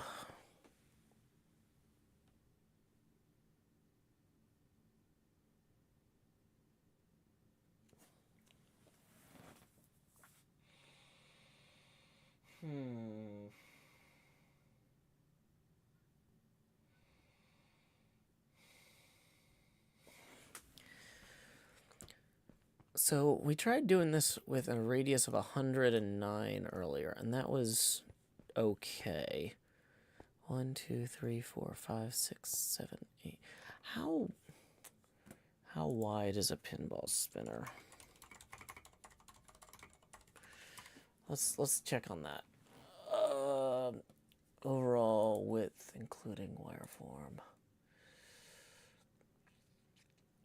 So face of target measures 1.5 inches wide.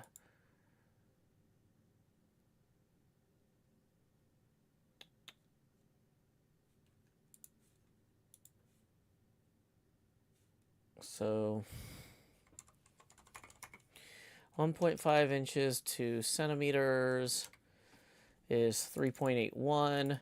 3.81 times 2.37 to get to blocks is 9 blocks. So the face of the spinner needs to be 9 blocks wide. Okay. 1, 2, 3, 4, 5, 6, 7, 8, 9. So we're already too narrow here. Now, we've got this at a slight diagonal as well, but there also needs to be a gap there. Yeah, I knew this didn't feel right. Okay. So we need to have a wider entrance to this, where the spinner's going to be.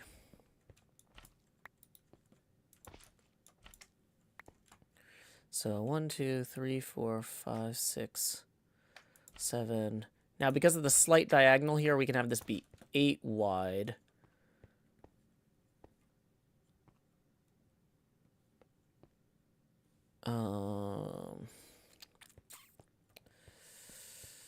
So then we're going to come back to our leaves here. Okay, so this is 109 radius for the outer thing there. So 109 minus 22 is going to give us the radius of this. So that's 87. So let's generate a circle with 87. Okay, and we're going to go lay our heads down and dream.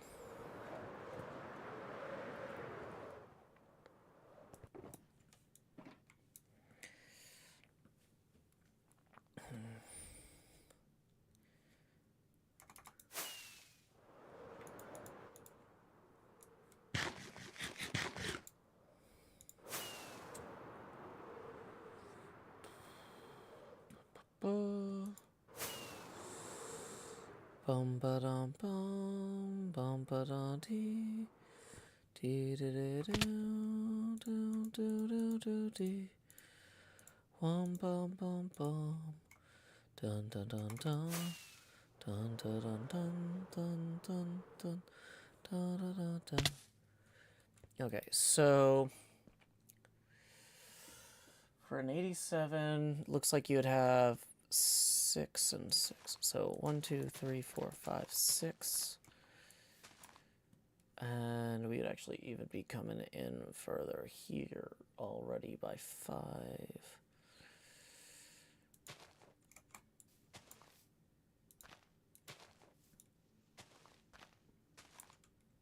So let's recenter this even a little bit maybe.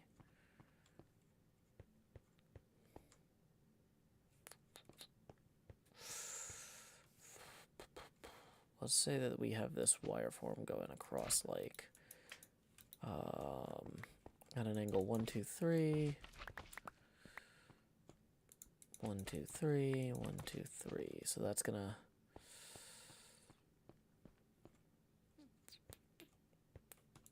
okay, 1, 2.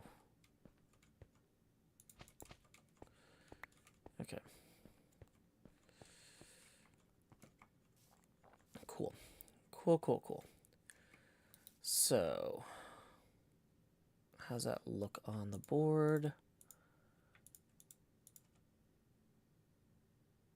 Doesn't look blatantly wrong. Okay. So from there, we're going to go 1, 2, 3, 4, 5, 6. And then 5.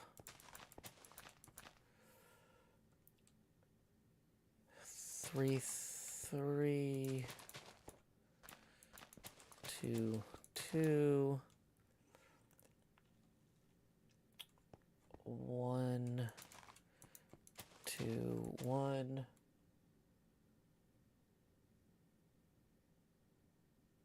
Okay. 3, 3, 2, 2, 1.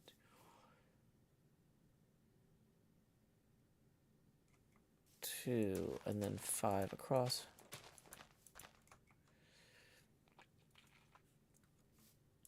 2, 1. 2, 1. 2, 2, 3, 3, and 5.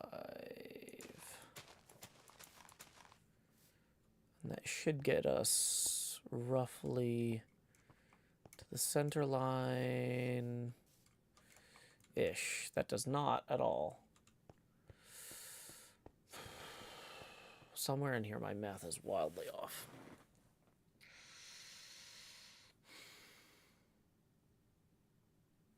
But does it look wrong? Does not look wrong.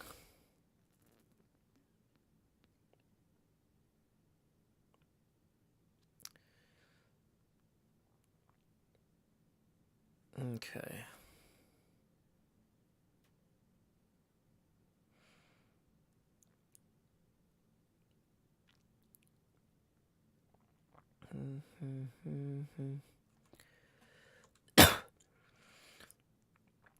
Okay. So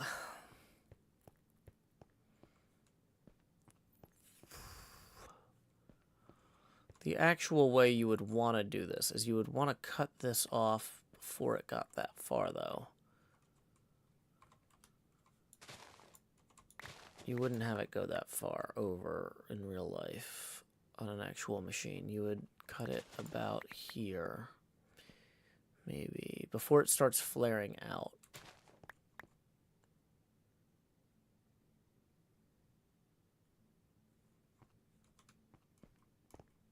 There might also be a mistake here. Might just be the weirdness of how concentric circles in Minecraft look, though. Okay. Core concept, however. You've got the spinner.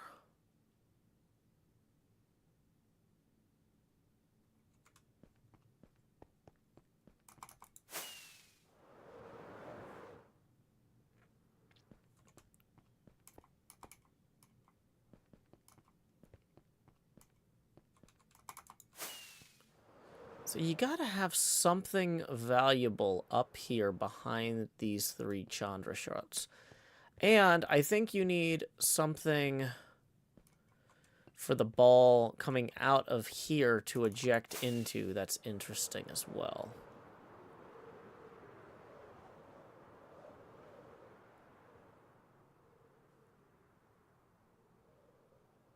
Could you put guys on the playfield to mark the center line? I mean, I have. Like, they're just very small.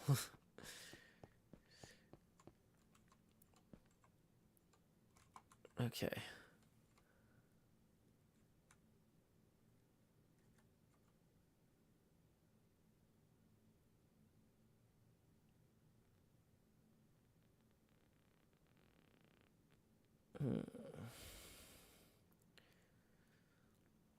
So, what do we do with this upper quadrant?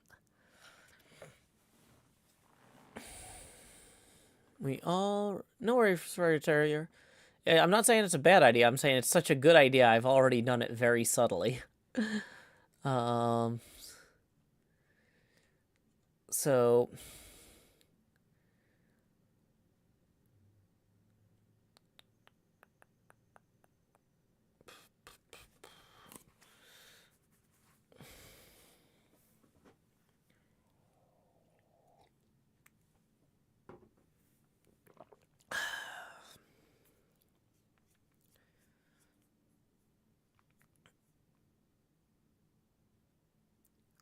boom, boom, boom, boom, boom.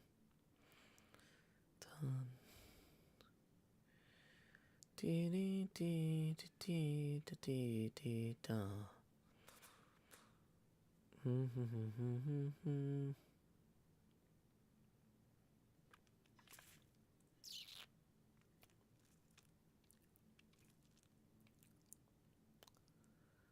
Okay.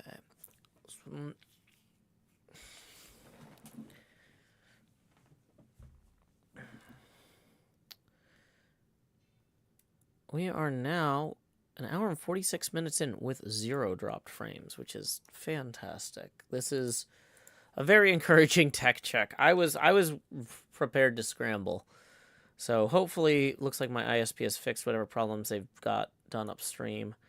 But yeah, tips are welcome via paypal.me/JoeHills and YouTube Super Chat. Yeah, we made a few changes already here.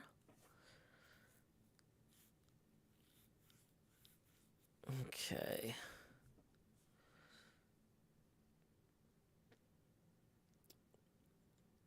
That outlane doesn't look right in terms of it's off too far over, maybe.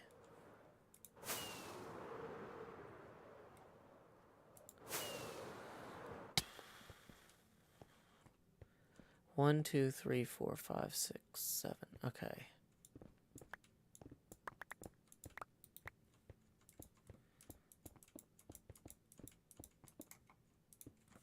There we go. That was that issue fixed. Howdy, Tango. Okay.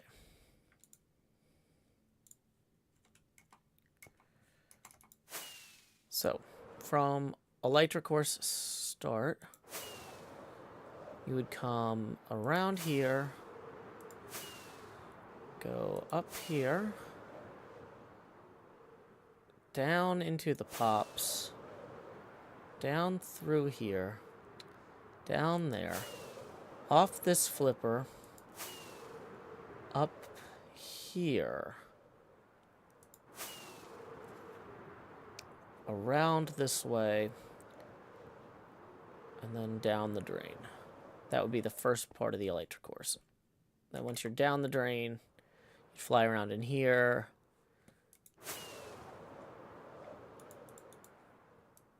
Okay. This is feeling right. This is feeling like it's coming together.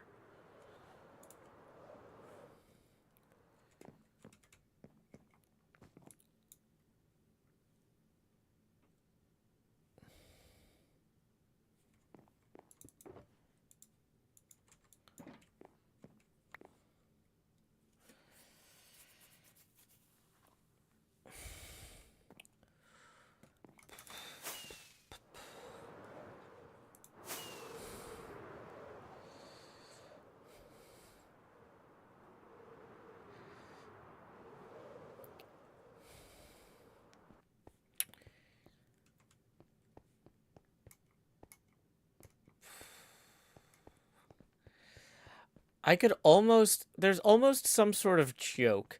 I feel like whenever, like, okay, so I'm an entertainer, and I know just where I stand. Another serenader with another long-haired band.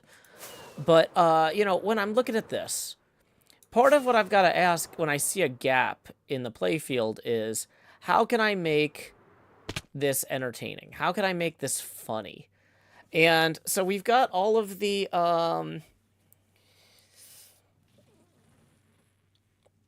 space telescopes and stuff represented in different parts of the playfield. Hubble will be up here, JWST here. Chandra X-ray Observatory prominently featured in the center with the drops. We've got gamma stuff up here. I mean, so we've got the different parts of the UV spectrum. One thing we don't have is, like, people doing stuff with the data. Like, maybe I've got, like, a laptop back here, and it's, like, to start data processing multi-ball, you've got to shoot the laptop multiple times. And it's like, it's you know, and it could be something as stupid as like the different steps would be like, look for outliers in the comma separated values or something stupid, something about like, but yeah, like the idea of having some sort of multi-ball starting feature that unifies all the different parts of the playfield. But yeah, you could have like a laptop on a spring up here that you have to, like a bash target is what that's called, like a bobblehead type thing. Yeah, but we could have something up here that you can't even hit initially because the Chandra drop targets are blocking it. But something up here that's like some sort of multi-ball locking thing. I'm not sure exactly what, but some sort of something. Yeah,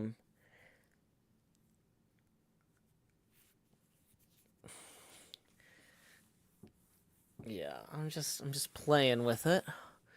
We had talked about like a spinning disc with the like some sort of spinning disc. You could print a galaxy on a spinning disc and have the galaxy spin when you hit the disc. That's also cool, but it's not like, yeah. Hey, Paul Andrzejczyk. Hope you're having a fantastic flight. Paul tips 20 and writes, hi, Joe, watching from 20,000 feet in the air, heading to Northern California. Well, thank you very much, Paul. That's going to get us, 8 past our next face camera expansion milestone. So here we go. Expand, Joe. Do. All right. So, looking at this, we're just going to swap some video settings for a second, just to help me visualize this better. Okay. Turning on the shaders for a second. Let's get our spyglass out. Zoom tube. Marwood tips 20 and says, data processing multi-ball, smiley face. Well, thank you very much, Marwood. That's another complete face camera expansion milestone, putting us 8 past that next milestone. So here we go. Grow hills. Do. Yeah, and yeah. But I like the idea that whatever's up here is something that unifies everything in some way. Like,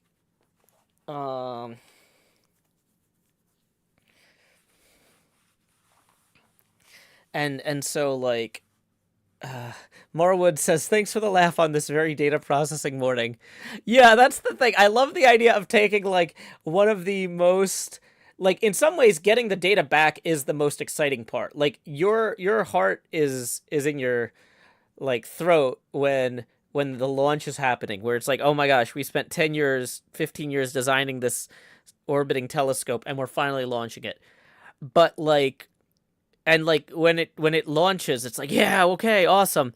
But like when you start getting the data back, that's when you're solving mysteries, right? You know, like that's when you're like unveiling the secrets of the universe. The launch doesn't unveil the secrets of the universe. The data does. Like and one of my friends actually worked on the Pluto mission and was like he was like on the team that was like stitching together the images into, because like, you know, what the probe sends back is like a bunch of smaller images that then a human will use a computer to stitch together. And one of my friends was like, that was part of his job, was stitching those images together on that team. And it would be really cool to have something that celebrates the human element of this. RM says, hello, I like space. Yay, I'm glad, because this is my deep field pinball machine I'm designing. It's space themed. Though you can't really see that from up here. If I fly around for a second, it might become a little bit more obvious. Let's just get a little distance, because it's pretty big. It's themed after space telescopes.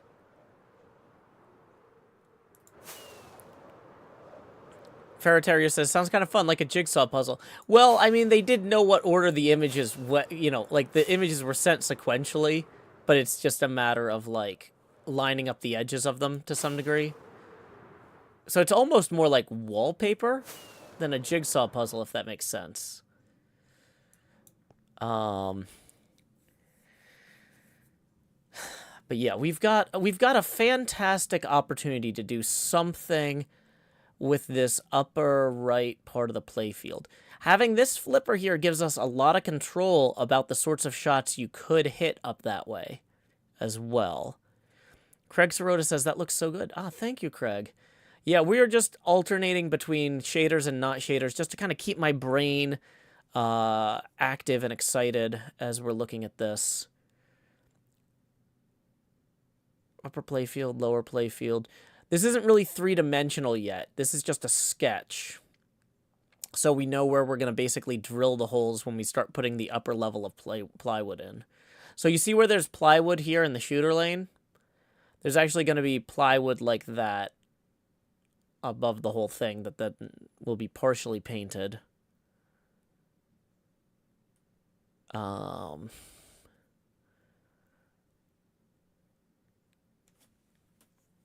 So, yeah. Dun,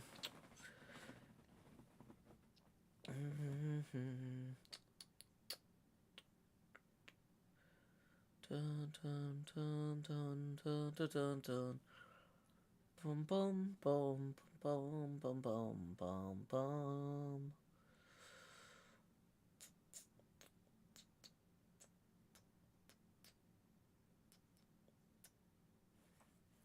I mean,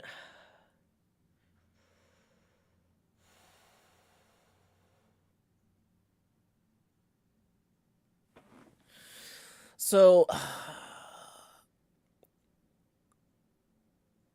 yeah.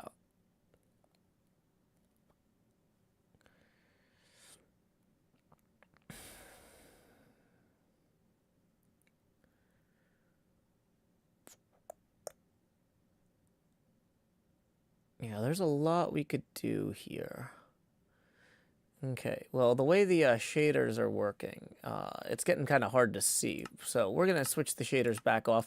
Like I said, I'm just kind of swapping them on and off to keep my brain fresh, looking at this in different ways. I think...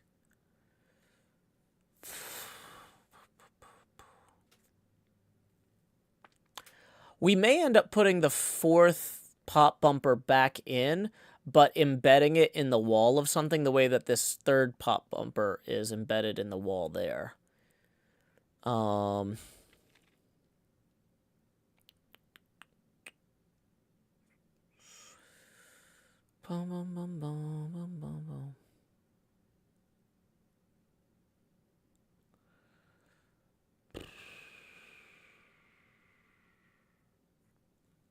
Okay. Let's go ahead and lay our heads down and dream.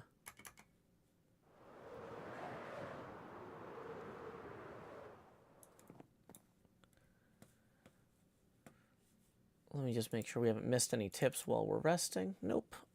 We have been going for 2 hours now. If you're enjoying the show and my thought process, tips are welcome via paypal.me/JoeHills and YouTube Super Chat. Am I going to try and make the pinball work? I don't really have a good workshop right now. I am trying to design this in such a way that if I actually did want to build it later, it would be theoretically possible to do. I'm not making any conceits here where I'm like, well, you couldn't do this on a real pinball table because these brackets would overlap underneath the plywood or whatever. Like, I'm going to be looking at where the brackets would be to hold all the mounts for things and stuff like that.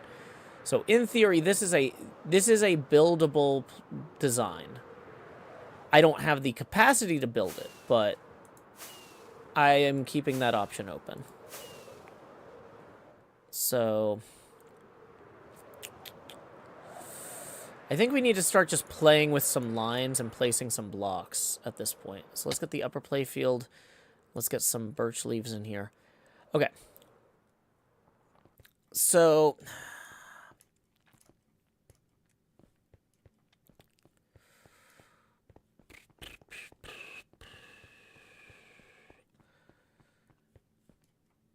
to some degree... like I said, I kind of like the idea of the gamma is an orbit that comes all the way out here, and then you've got, depending on how you hit it, it either goes down there. It'll either dead bounce off of that flipper down, like into here, or if it's going too fast, it might bounce back toward the center, but then you have the opportunity to flip at it. So that's smart either way. From up here, though, I think we do need to have some sort of diverter. And to bump the ball into the pops.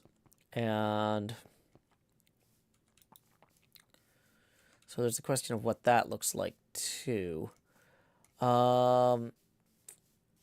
Let's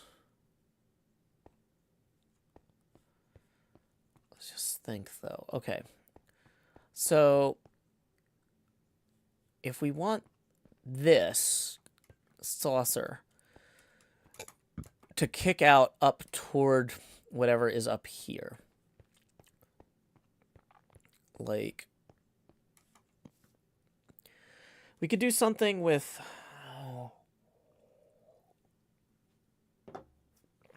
trap balls. We could do something with a spinner.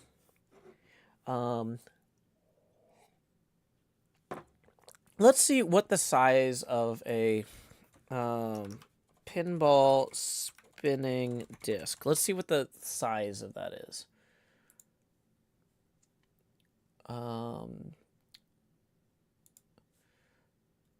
Tron spinning disc assembly. That's not what we're looking for. We're looking for a Whirlwind had 3 spinning discs, but not the kind with the pegs. There were spinning pop bumpers in Orbiter. The prototype for Apollo 13 had 2 spinning discs, but they were removed before introduction.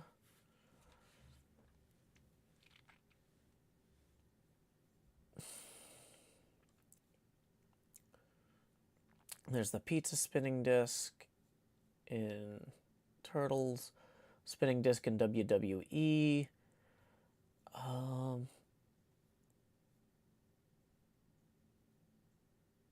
Turntable in Beatles. I'm looking for ones that have the spinning disc with peg. Strange disc. What's...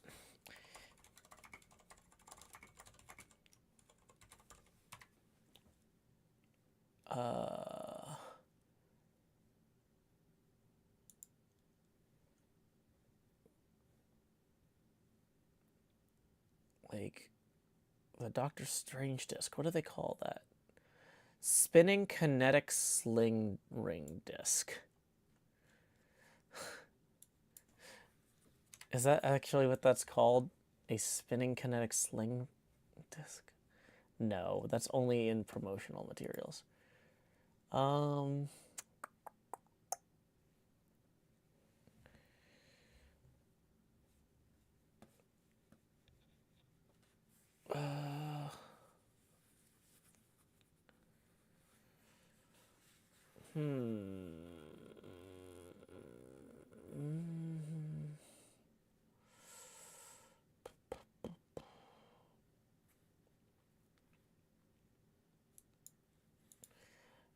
There's a similar disc mech in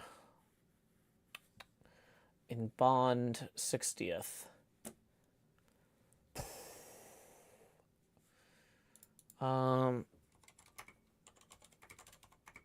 Let's see what that's called. Kinetic spinning disc. They're calling it a kinetic spinning disc there.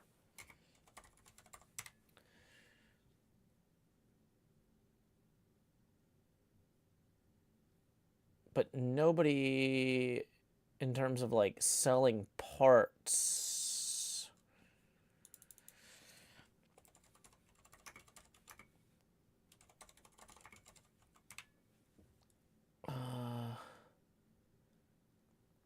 spinning disc base, spinning disc motor, spinning lamp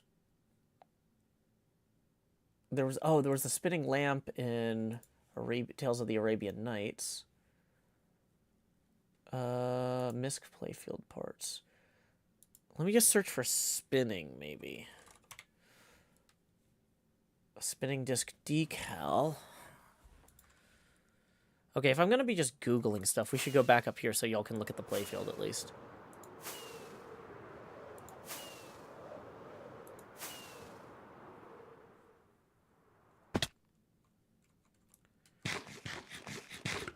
Okay.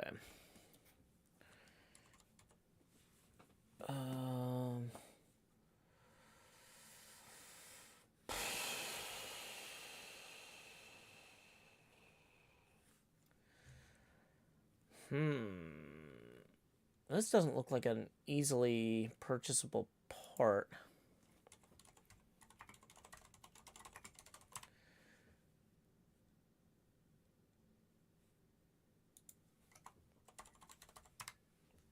If I wanted to get a Tales of the Arabian Nights spinning disc replacement, that might not even be possible.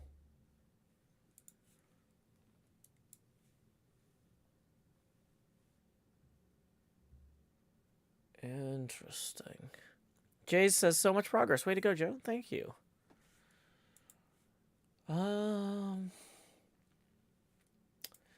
Let's search for spinning at Marco Pinball then. Motor assembly, spinning disc pad. I think that maybe that's what we're looking for. Spinning target. 60 results per page, please.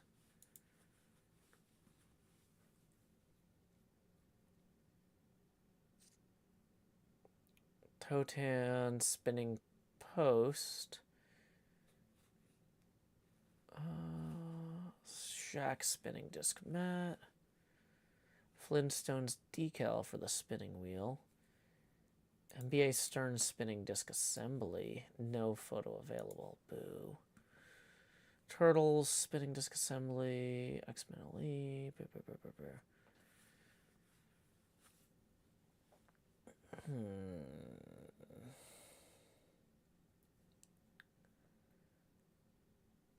Safecracker spinning disc decal.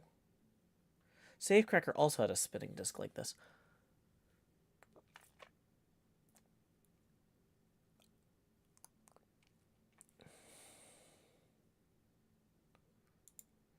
Oh, Safecracker has one of those interesting assemblies too. What do you call that? Where it's like a pushback target.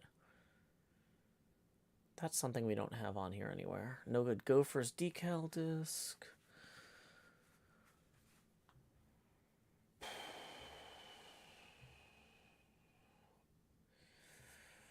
I mean, I'm definitely thinking about a lot of things. So this is a worthwhile use of my time. But I'm not making direct progress at this point either.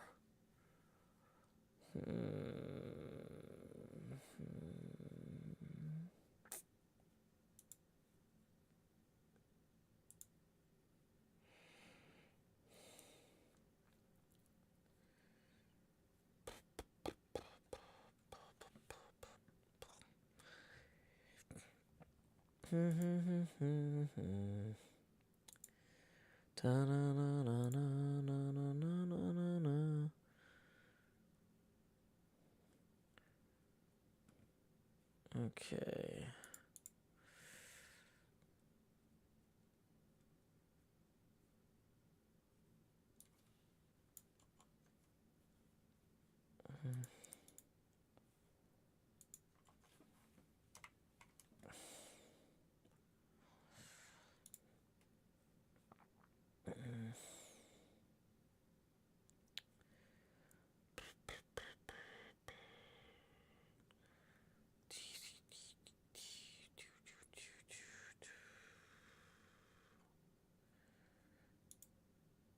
Okay.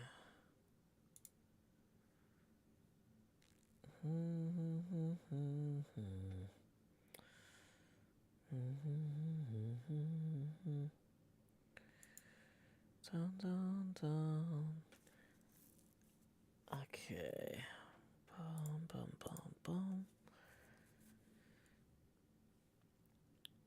Do I know when season 9 ends?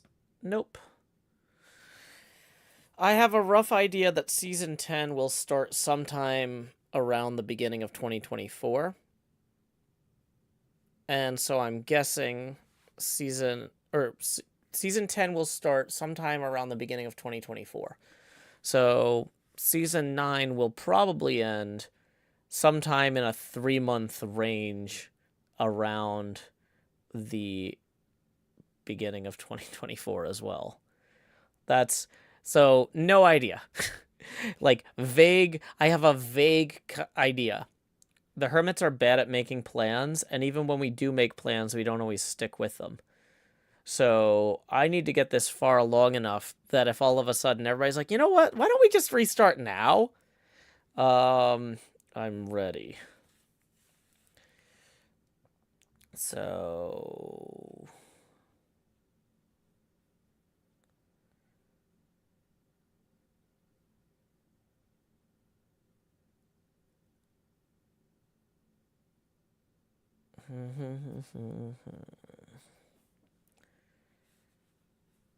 dun, dun, dun, dun, dun, dun, dun, dun. Okay.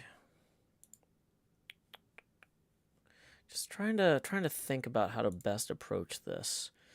RM says I really like season 9. Oh, I do too. NJ says you gotten a lot done these last few streams. Good job, or good. I don't know what GG means. Good graphical interpretation of pinball elements.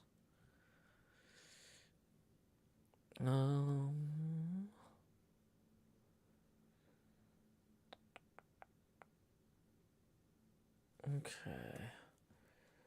Let's see here. Okay, so we've got a lot going on. Okay, I can't find any good references for those sorts of spinning discs. But that does make me want to look at the Safecracker playfield, because there's a lot of weird stuff in Safecracker. And I think that this playfield, as is, plays it pretty safe on the whole. So, okay, lower playfield is...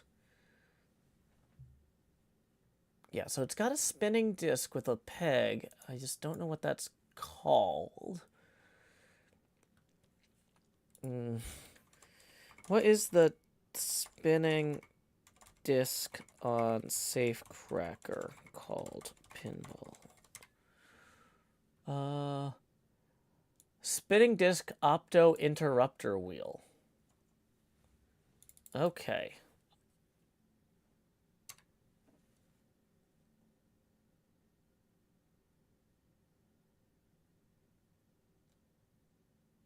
Oh, okay. So here's... So... Opto interrupter wheel. Now that we actually know what to look for.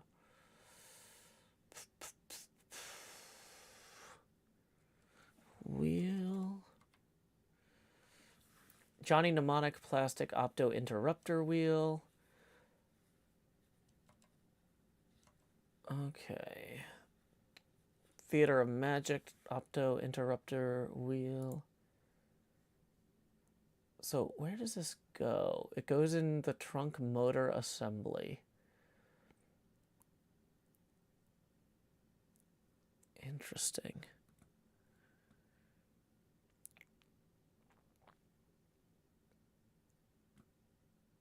Technically means good game, but can be interpreted as congrats. Oh, okay. Maybe that's regional. I've seen it as good game, like, but only like when you've directly played against somebody, not like as a broader thing.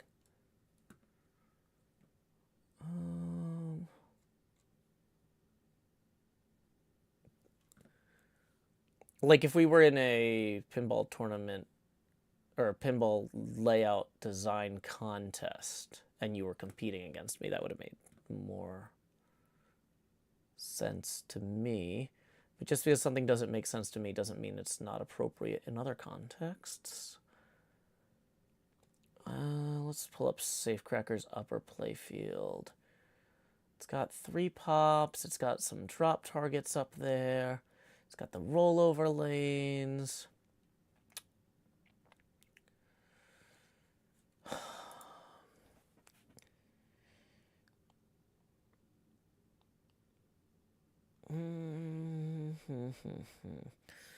Let's say that we wanted to look at some more classic games. What are some weird ones I've played lately?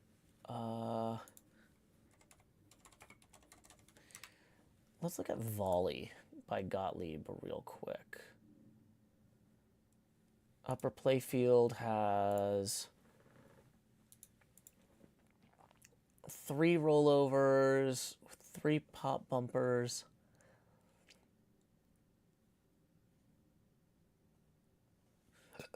Excuse me. A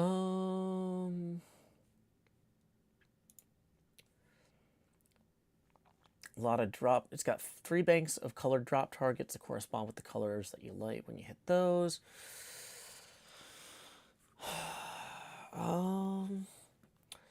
Not sure there's a lot we can learn from Volley here. So let's move on and look at something else. Pull up the District 82 games list.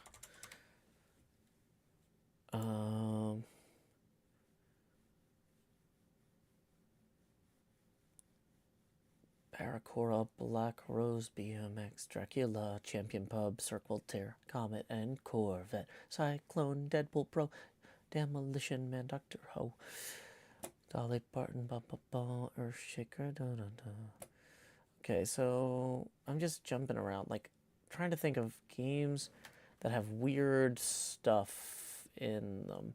Let's pull up the 79 Kiss. I really like the 79 Kiss.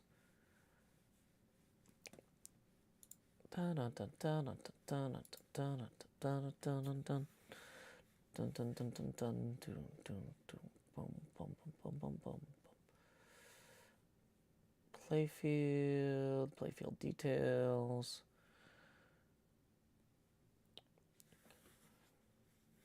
Yeah. My guess would be that Decked Out will probably launch sometime in the next 6 weeks. That's my guess. But I don't know. It seems like Tango's got everything coming along pretty quickly. So I'm not too stressed about it. We'll get to play before Thanksgiving, for sure. Valentine's Day at the latest. Boom, boom, boom.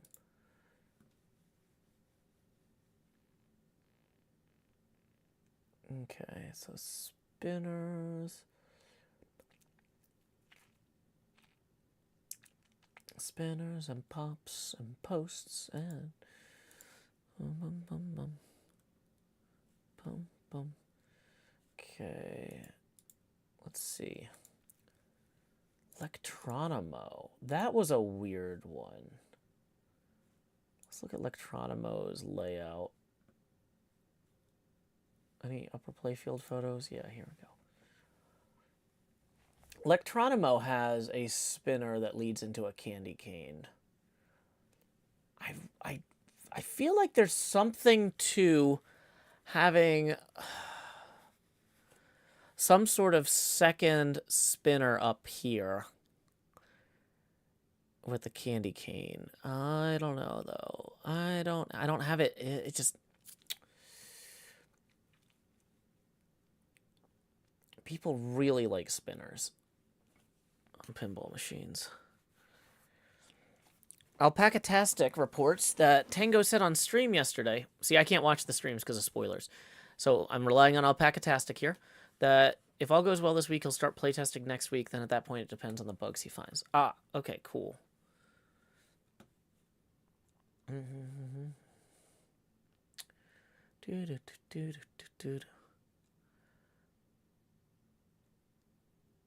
I mean, one option is to have like extra ball locking saucers here, like something like the visor from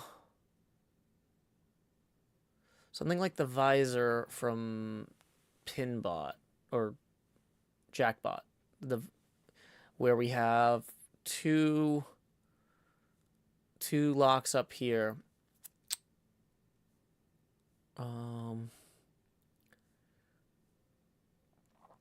But I'm not sure. Yeah, like now you can see the mouse. Like if we put a lock up here and a lock up here.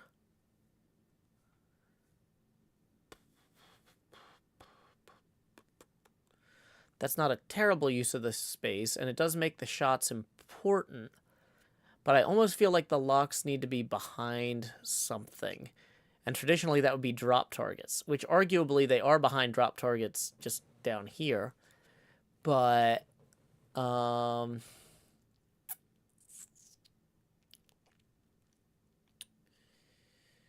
yeah, so if we had a saucer lock up here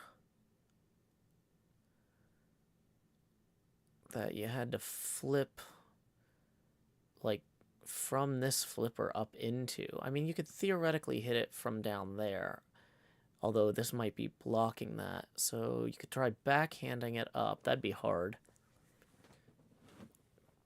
And you could have some sort of shot like that.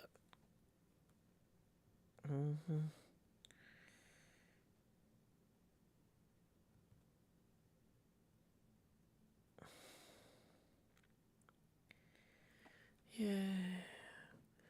Just getting more cute baby pictures from my brother.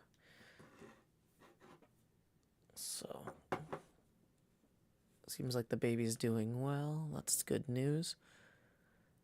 Okay. So like I said, at a certain point, we need to start drawing things on the board and then seeing how we feel about them.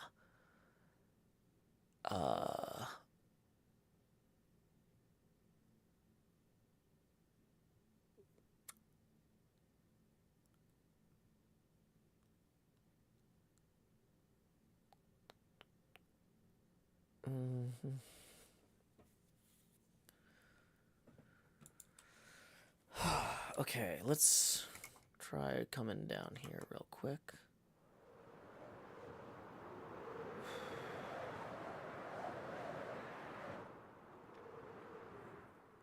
Okay, so we've got a saucer here for the Chandra 2-ball multi-ball. To do a proper 3-ball multi-ball, though, and have the locks be up here.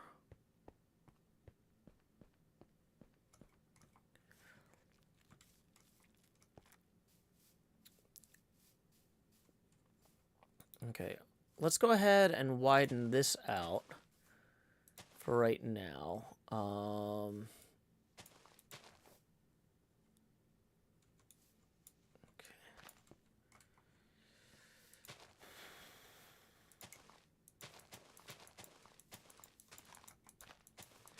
Because we know we're going to need to go at least this far.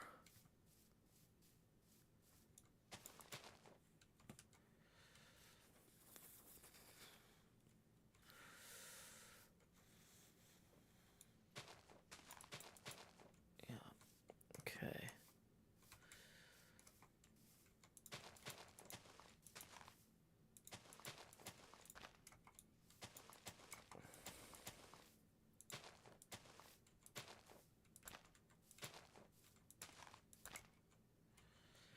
Okay.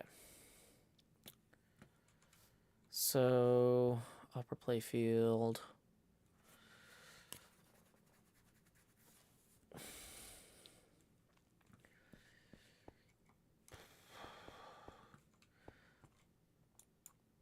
So we need a new color to mark other things.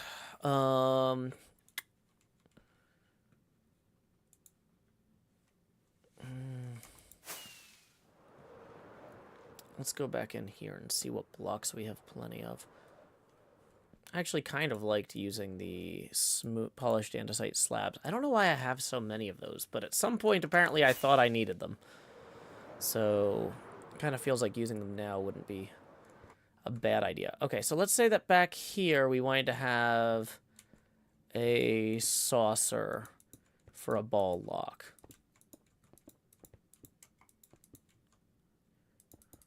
This would not be an unreasonable place for such a feature. And then we would kind of come back over here and have that in place like this. And we could come across diagonally like this.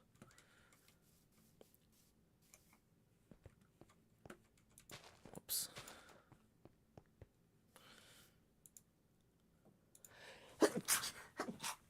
Excuse me.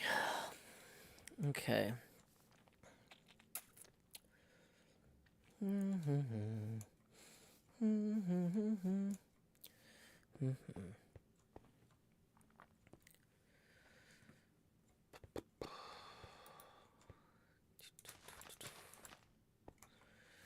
Then we could have another such ball lock like up here somehow. Thank you, Ferret Terrier.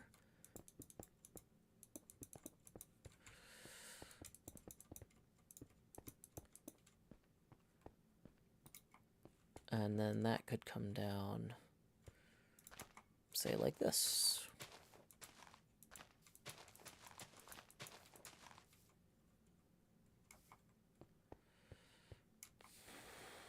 Oh, actually, that's not going to be wide enough of a... Well, actually, yeah. That could be wide enough, possibly, but... We'd probably want it further over, just for...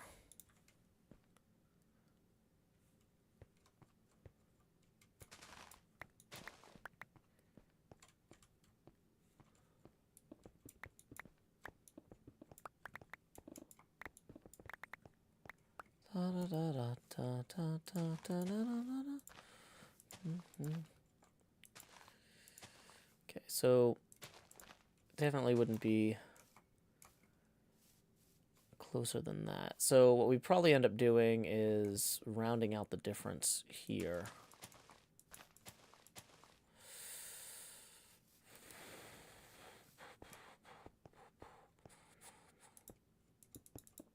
One, two, three, four. 1, 2, 3, 4.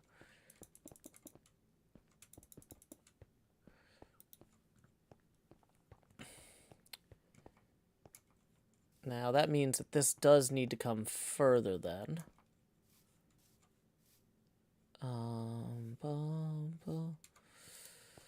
By at least like this much.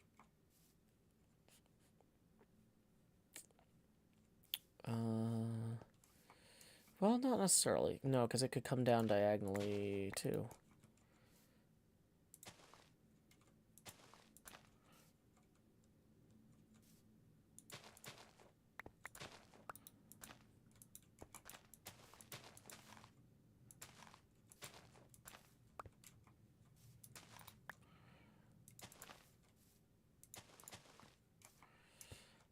Okay.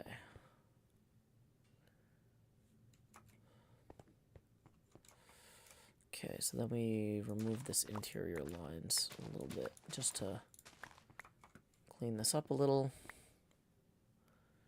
Let's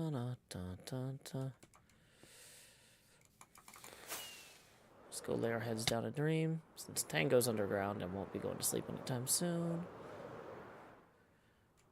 Happy Tuesday, Matt Limbago.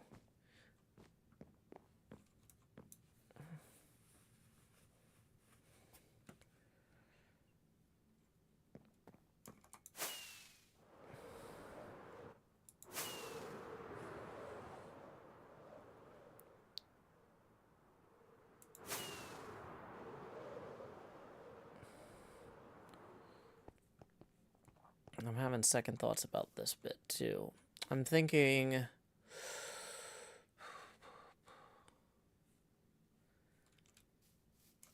maybe this comes down more harshly here. But... I don't know. Okay, so upper playfield.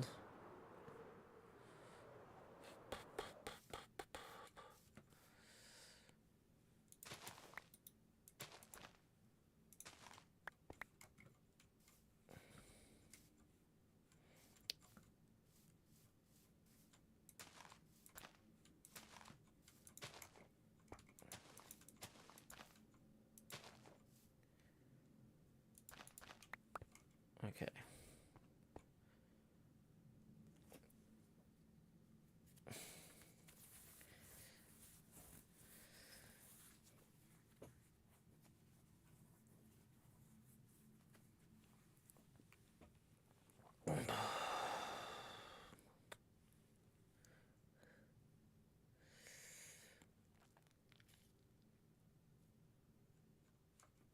This is not gonna work the way I've got it now.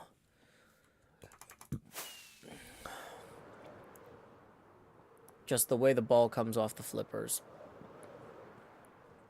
It's not gonna fly. What we'd have to do, I think, is move this one down lower here. And then have a clearer shot with the other one.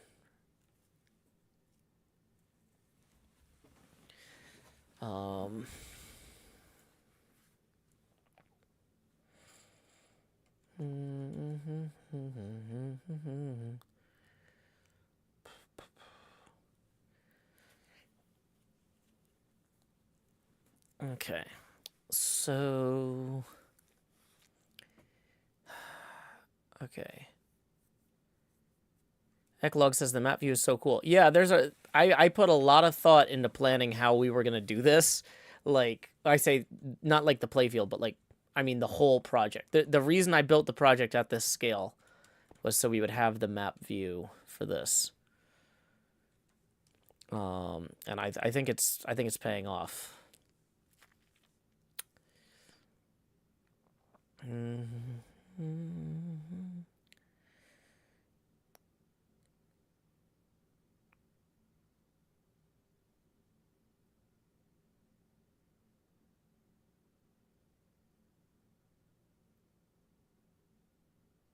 Okay, so...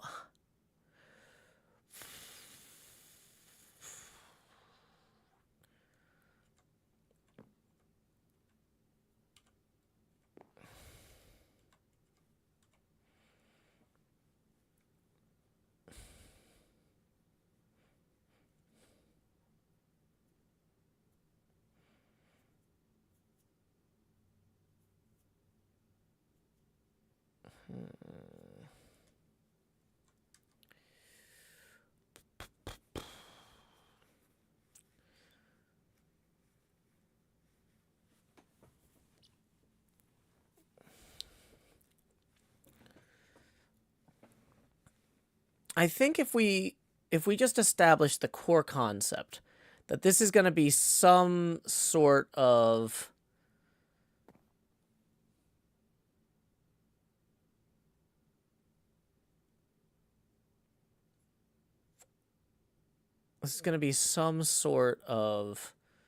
multi-ball starting thing.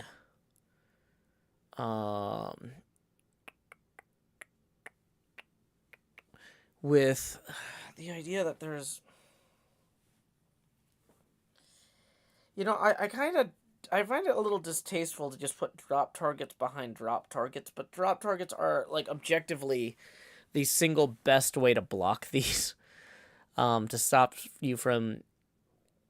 Well, although it could just be that if the lock isn't lit, the ball doesn't stay there. Maybe we don't need to block them. But, like... Yeah...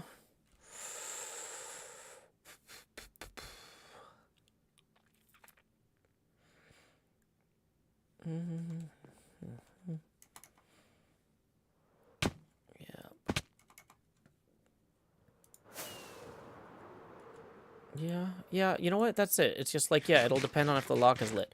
Okay, so here's what we're going to do, is we're going to move... The first saucer has to go lower to make room for the access to the next one.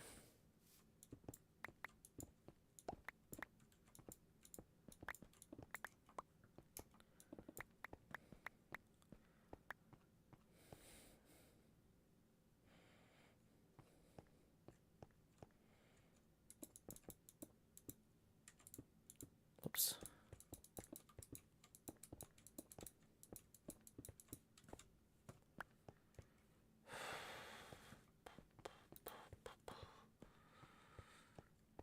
And we're just going to have that enclosed. That might be too low. Yeah, that's way too low. We can have it lower without it being that wild. Because we want room for the lock light in front of it too.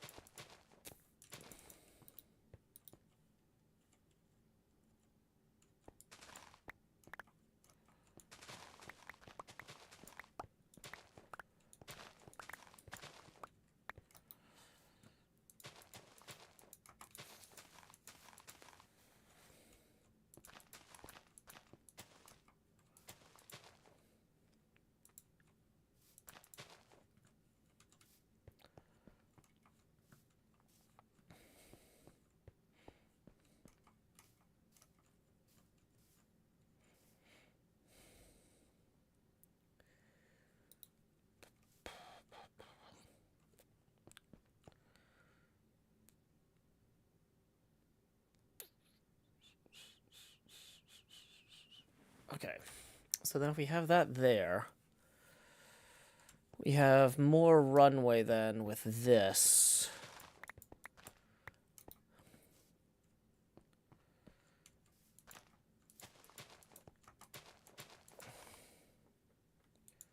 For this target.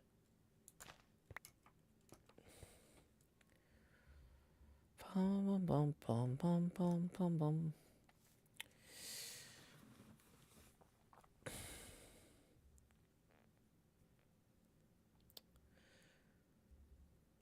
It's a pretty hard shot to hit. It's high up, and it's at a weird angle. You might be able to backhand it off this, but is there a safe way to consistently get the ball to this flipper? So, let's see. From here, do I have clear line of sight? Okay, once that drop target is down... yeah, that might be doable. You do have to contend with this other saucer here being an issue. But it's a tight shot. I'd almost say it's too tight. Now, if this is generally open, though, you can also just try to get it to bounce in...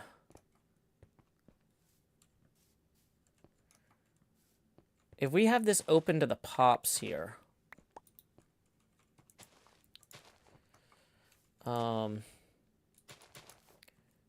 one option, too, is just to have it eject back out toward the pops. Now, then the question becomes, what are we doing? We still have a lot of extra space here at that point. Also, let me check something on this real quick. Okay. Let's move this up 1.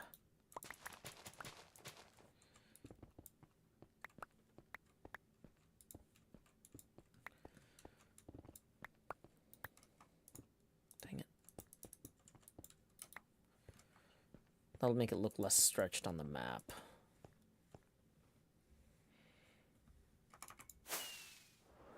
Let's go lay our heads down and dream as well.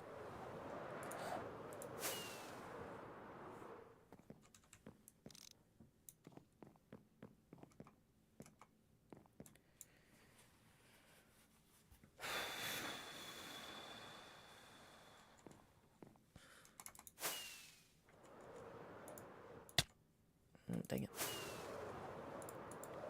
Let's go up high and look at this too. It's not all just looking at maps. We gotta get a sense of how this feels. Missed the platform. Should probably widen that a little bit, but okay.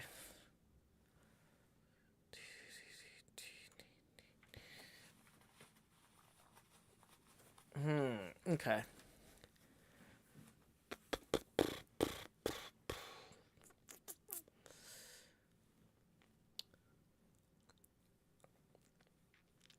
Three saucers all in one place is kind of a lot, is one concern I have.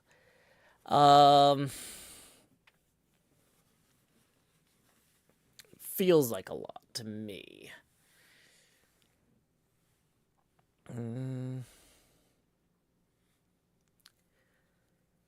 You also don't want to be in you don't want to be in a situation where you're popping from one saucer to another to another to another all the time. That's not ideal.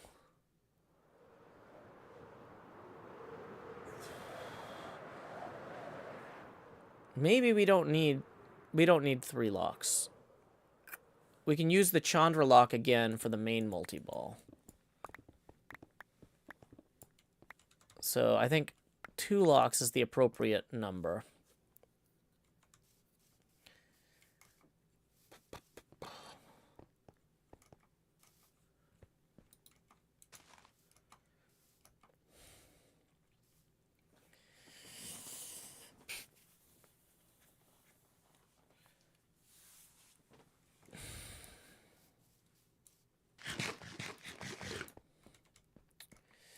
Also, it could be something where if you start the Chandra multi-ball a second time, it lights both locks in order to start it a second time.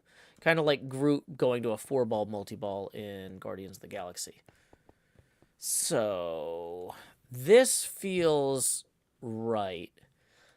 Having that there as a second lock feels important.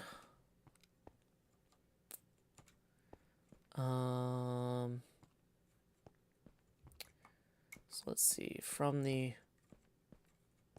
Oh, did I do this too short? I did. That's why it felt squished. Womp womp. Okay.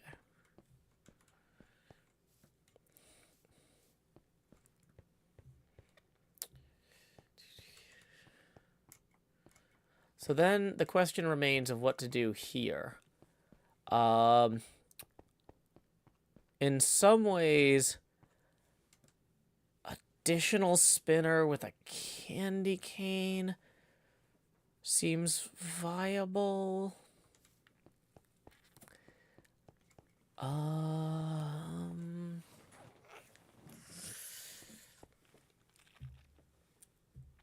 Adding back in the 4th pop bumper actually might make some sense too.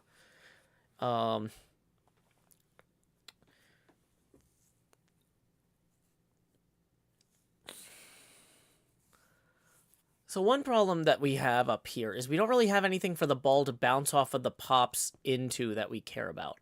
That's one of the reasons on some games they put in like rollover switches with lights that you're flipping the lights left and right. So that way you're nudging, you're flipping when the ball is up in the pops. These pops don't have that, partially because of the way that the back box overlaps here. I was a little worried about my ability to make room for that sort of thing.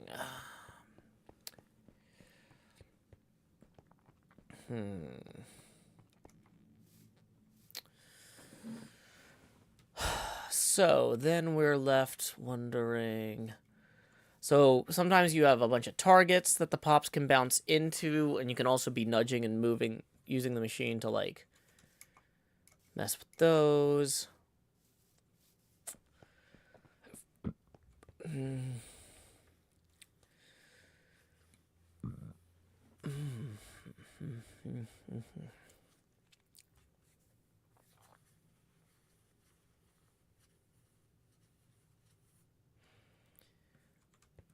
I like...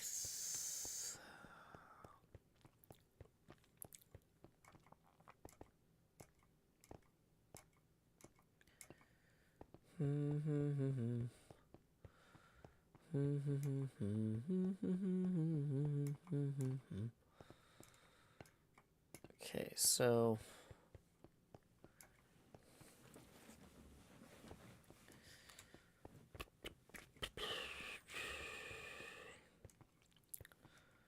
let's just think about this for a minute.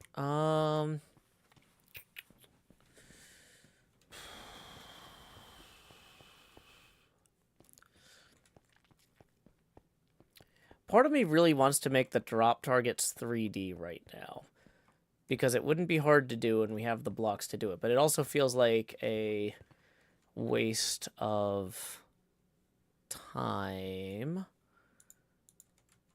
Also, I'm going to replace these.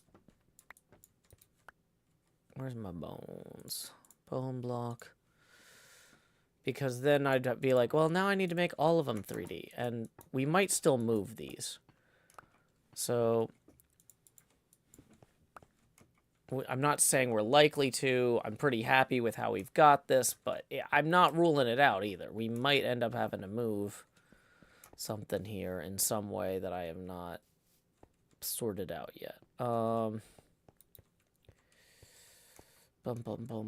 Also, if we wanted to go like up to there, that wouldn't necessarily be crazy either. I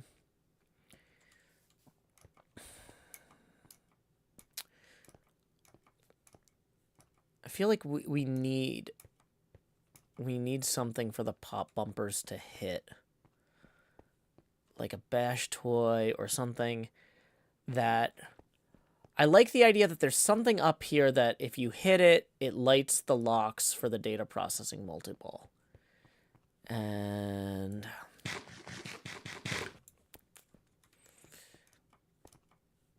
still don't know what that is.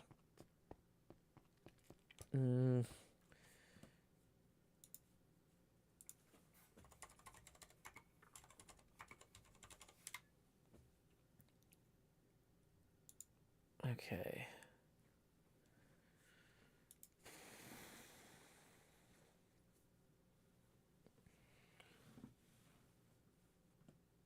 Okay. Well, we have gone almost an hour long, and I need to get lunch. So we should probably wrap up soon. Okay. I feel like I'm close on this. But sometimes taking a break is the best thing to do.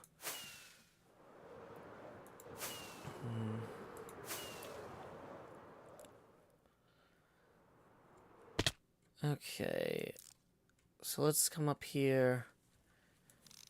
Yeah, we're definitely gonna... Let's pull that out right now.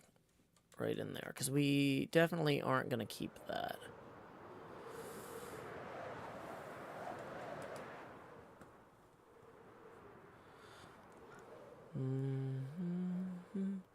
And this just looks silly right now. Everything past here, we're gonna remove because this is all unknown.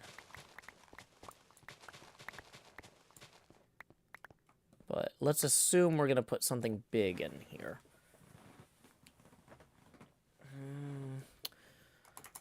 We want to start with a relatively blank slate when we come back to this tomorrow or later in general.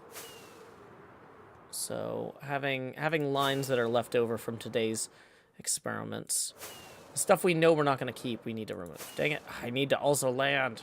Oh no! How am I so bad at this?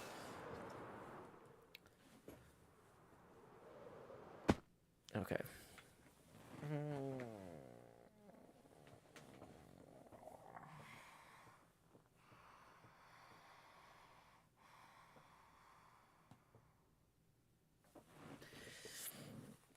Yeah. Okay, that definitely feels better.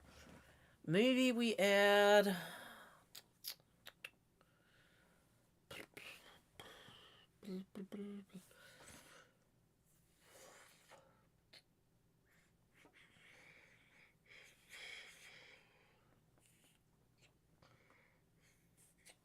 We could add some drop targets along the back wall as well. Like on Cheetah, maybe? Let me... IPDB Cheetah. Cheetah has a lot of interesting ideas in it that might be worth looking at here.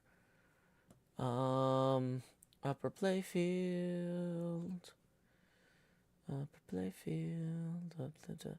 Where's the playfield in the upper part? Well, I can only find the overall playfield. But yeah, well, that might not be the best example of this. Now that I'm looking at it. And of course, as soon as we land up here, it's nighttime.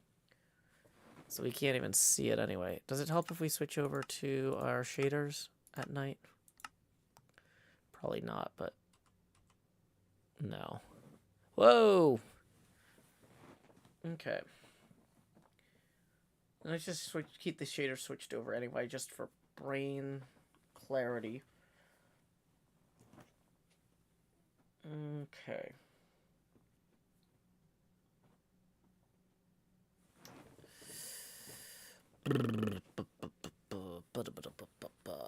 Okay. NJ says, hey, I'm working from home today. I have some free time if you want to go over anything extra or hear anything more about the trip.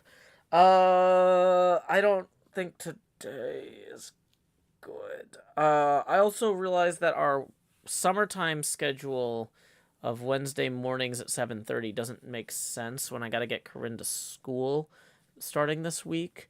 So we should probably figure out a better time for our Wednesday call, too. So, yeah.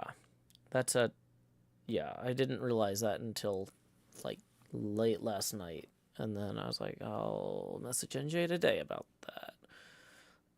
Sorry, I didn't... Yeah, because we planned that, like, around the summer. And, like, now that the summer is over, that's going to be a problem to try and do that while I'm trying to get out the door. So, yeah, I don't know if you want to send me a message with your availability in general. If we, like, what would be a good consistent time for the school year. NJ says, doesn't make sense for me much longer anyway. Maybe touch base on that for a few minutes. Like I said, if you just send me your availability, we can figure it out. I'm like running behind already on editing.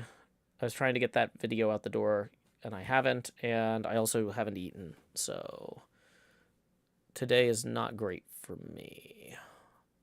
But, and I've got a bunch of stuff with Corinne, and it's... First week of school is nuts in general, so, yeah, sorry, NJ, it's just bad timing today.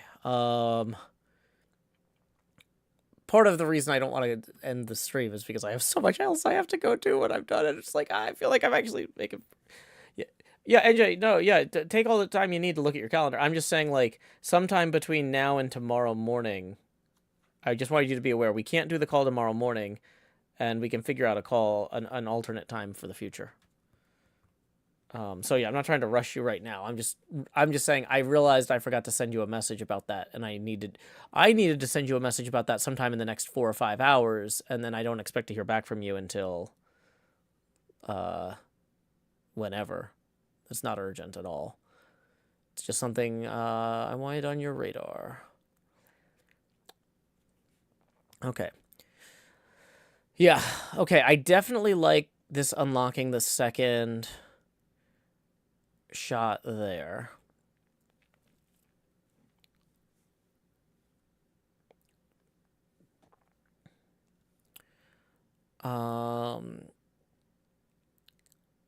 Yeah.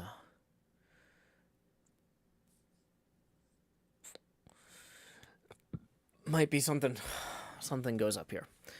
We'll worry about that later. Let's go ahead and wrap up the stream because, like I said, it is almost 11:30 a.m. I need to eat. Let me make sure I haven't missed any last-minute tips that rolled in. I have not. We managed to go 3 hours with no dropped frames. So that's promising. I really don't want this failing during the stream with Cleo tomorrow or with Quinn on Thursday. Don't forget, if you need to find me when I'm streaming, joehills.net/soon has the upcoming streams calendar on it. I'm going to post a link to that there. Okay. So, yeah. Okay. I'm about to start talking about rambling about other things. I need to go eat before I lose track of more time. Y'all, thank you so much for joining me today. Thank you to everybody who tipped. Thank you for everybody who kept me company working on this. I feel like this is in a much better place than it was. We've got four. We've got the. We fixed an error with the outlane rollovers. We've got the pop bumpers adjusted. We tweaked the UV target there. The trap ball. Got a second locking thing. We worked on the circles for all of the top. Like the upper playfield, like is way better looking than it was. This whole thing is just. I'm so excited. So, anyway, thank y'all so much for hanging out. Until next time, y'all, this is Joe Hills from Nashville, Tennessee.